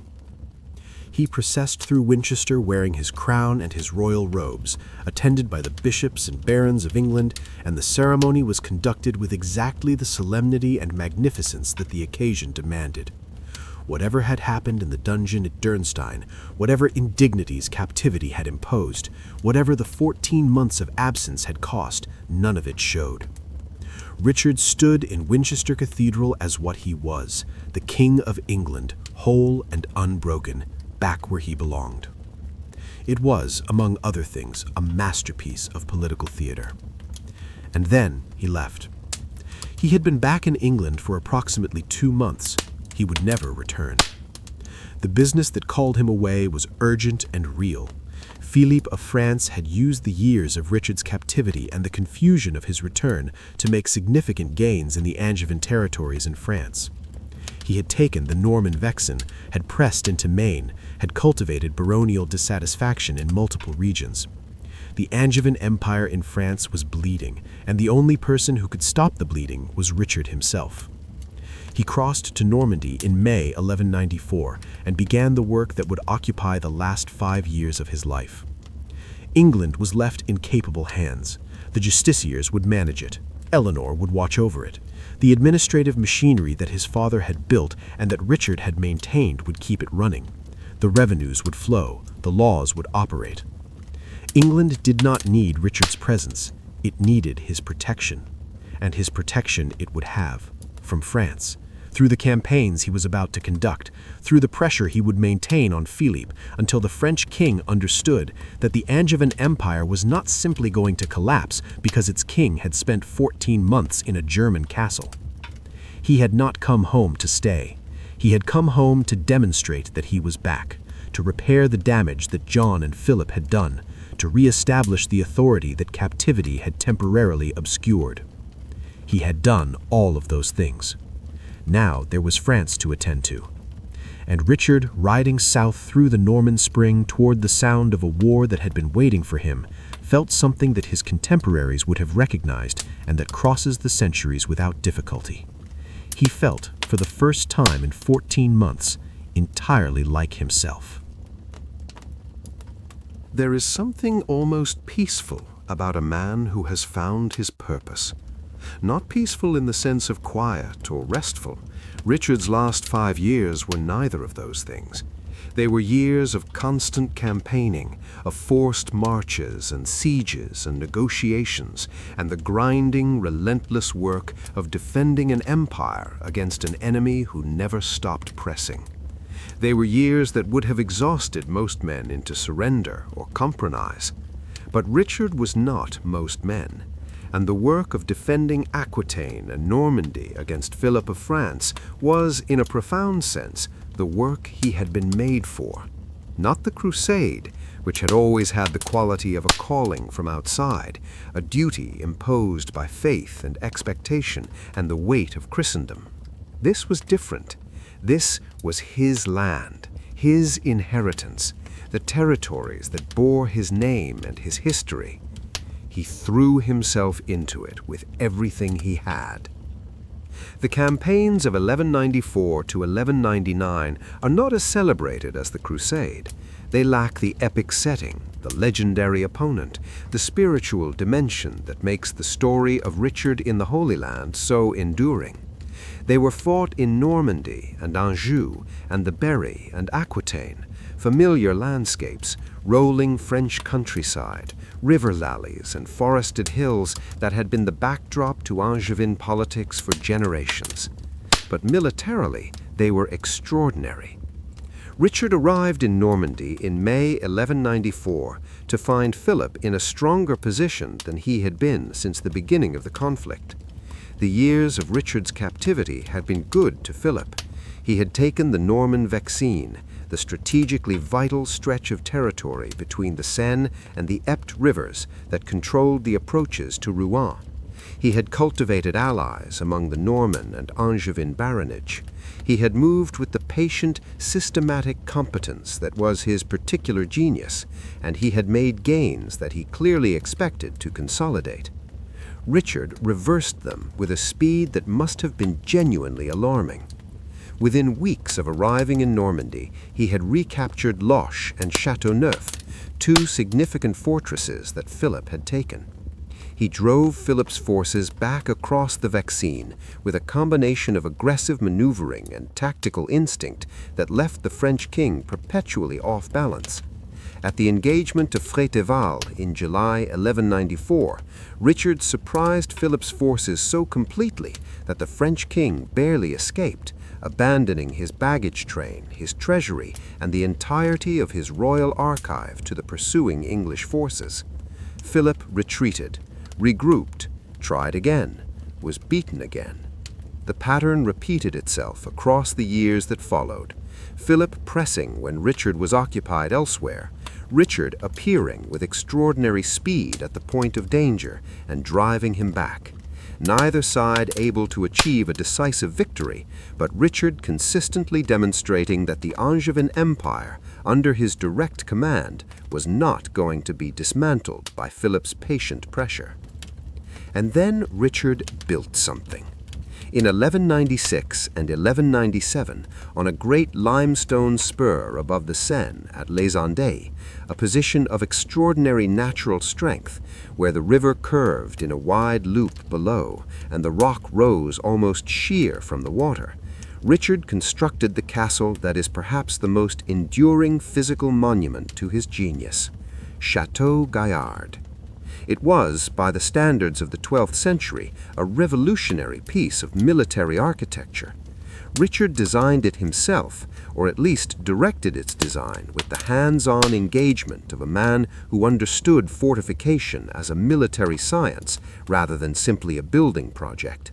The castle incorporated innovations in defensive design that were ahead of their time: concentric rings of walls, rounded towers that eliminated the blind spots that square towers created, a keep of unusual strength positioned on the highest point of the spur, the whole ensemble conceived as an integrated defensive system rather than a collection of separate elements. He built it in an astonishing 2 years. Contemporary accounts suggest that Richard drove the construction with ferocious energy, pouring resources and men into it, appearing on the site himself to oversee the work, unwilling to let the pace slow for any reason, including winter weather or the objections of the Archbishop of Rouen, whose lands were technically being appropriated for the project. The Archbishop complained. Richard overrode him. The castle rose. When it was finished, Richard looked at it with the satisfaction of a creator who has made exactly what he intended to make. He said, and this is one of the few direct quotations from Richard that has a reasonable claim to authenticity, that it was beautiful, that he had built it in a year when anyone else would have needed 20, that he could hold it if its walls were made of butter. Château Gaillard was Richard's statement to Philip of France, written in limestone and mortar and military ingenuity. It said, "You will not pass here, not in my lifetime." He was right about that, at least. The castle fell to Philip, but only after Richard was dead. The years of the French campaigns were not only years of war, they were also years in which Richard's personal life acquired a complexity and a melancholy that the chroniclers record with varying degrees of directness. His marriage to Berengaria of Navarra had produced no children. The couple spent very little time together. Berengaria is a shadowy figure in the historical record of these years, present at the margins, never quite at the center of events. The queen of a kingdom she had barely visited, married to a king who was perpetually elsewhere. Whether this was a marriage of genuine mutual indifference or whether it concealed something more complicated is a question the sources raise without answering. Richard had at least one illegitimate son, Philip of Cognac, whose mother is unknown, which suggests that the absence of legitimate heirs was not simply a matter of biology. The political implications of this childlessness grew more serious as the years passed. Richard was not an old man, but he was not a young one either. He had no legitimate heir. His brother John waited in the wings with his particular combination of charm and unreliability. The succession was a problem that Richard appeared either unable or unwilling to address.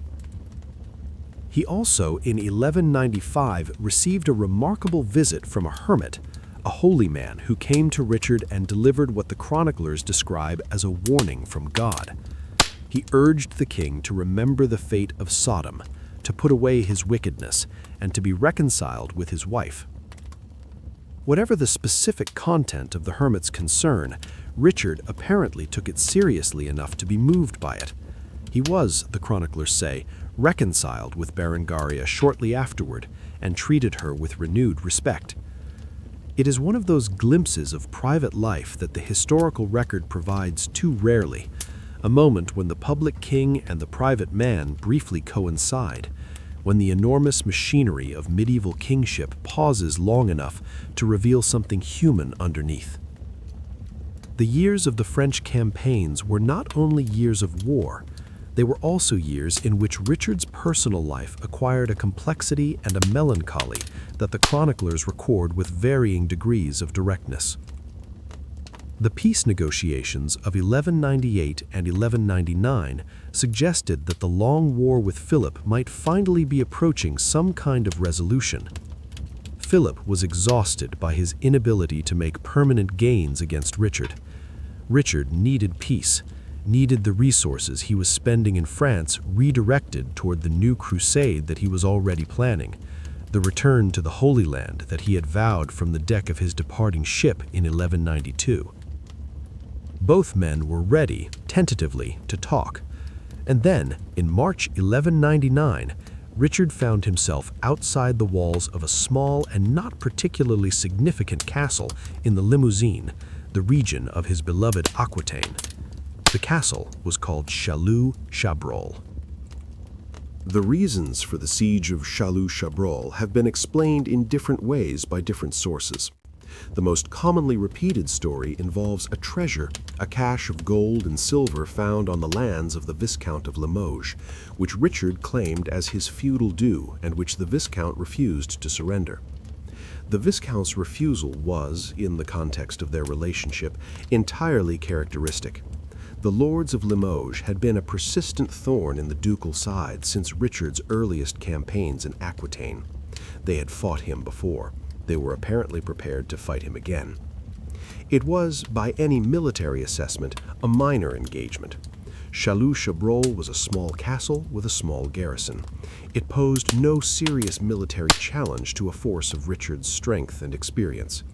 It was the kind of operation that should have been concluded in days, filed under the routine business of ducal governance, and forgotten. On the evening of the 26th of March, 1199, Richard was riding around the castle walls in the fading light, examining the progress of the siege works. He was without his chainmail. Accounts vary as to why, whether he had removed it for comfort or simply had not thought it necessary in what seemed like a routine inspection of a minor fortification. On the walls above him, a single defender, described in some accounts as a young man, a boy almost, defending the castle with a crossbow in one hand and a frying pan held up as a makeshift shield in the other, took aim at the figure below. Richard saw the bolt coming. He raised his arm in a gesture that was partly a salute, partly an acknowledgement of the shot, the instinctive response of a man who had spent 30 years on battlefields and who recognized, even in a casual exchange of this kind, the skill of a marksman. The bolt struck him in the left shoulder, near the base of the neck. Richard rode back to his tent. He attempted, in the way of a man who has been wounded many times and who knows that most wounds are manageable, to remove the bolt himself. He could not. A surgeon was summoned. The removal, conducted in the uncertain light of a campaign tent, was botched. The shaft came away, but the iron head remained in the flesh, and the probing required to extract it caused damage that spread infection through the surrounding tissue. The wound began to go bad. Gangrene set in. Richard lingered for 11 days. He knew within a few days that he was dying. He was 41 years old, and the body that had survived the desert heat of Palestine, the storms of the Mediterranean, the dungeons of Austria and Germany, the endless campaigns of Normandy and Aquitaine, was being killed by a crossbow bolt at a minor siege in a region he had ridden through hundreds of times.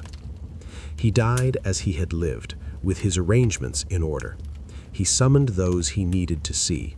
He dictated his wishes. He left the bulk of his treasury to his nephew Otto, and significant bequests to his servants.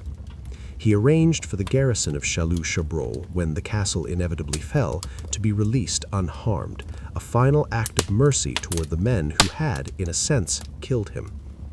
The young crossbowman who had fired the bolt was brought before Richard as he lay dying. Richard looked at him and asked why he had shot. The young man said that Richard had killed his father and his brothers, that this was his vengeance. Richard looked at him for a long moment. Then he pardoned him, ordered him released, ordered him given a sum of money. He died on the 6th of April, 1199, with Eleanor at his side. She had come. Of course she had come. Through all the years and all the distances and all the things that time does to the body, Eleanor of Aquitaine had come to her son. She held him as the light went out of the most remarkable pair of eyes she had ever looked into. And then she was alone.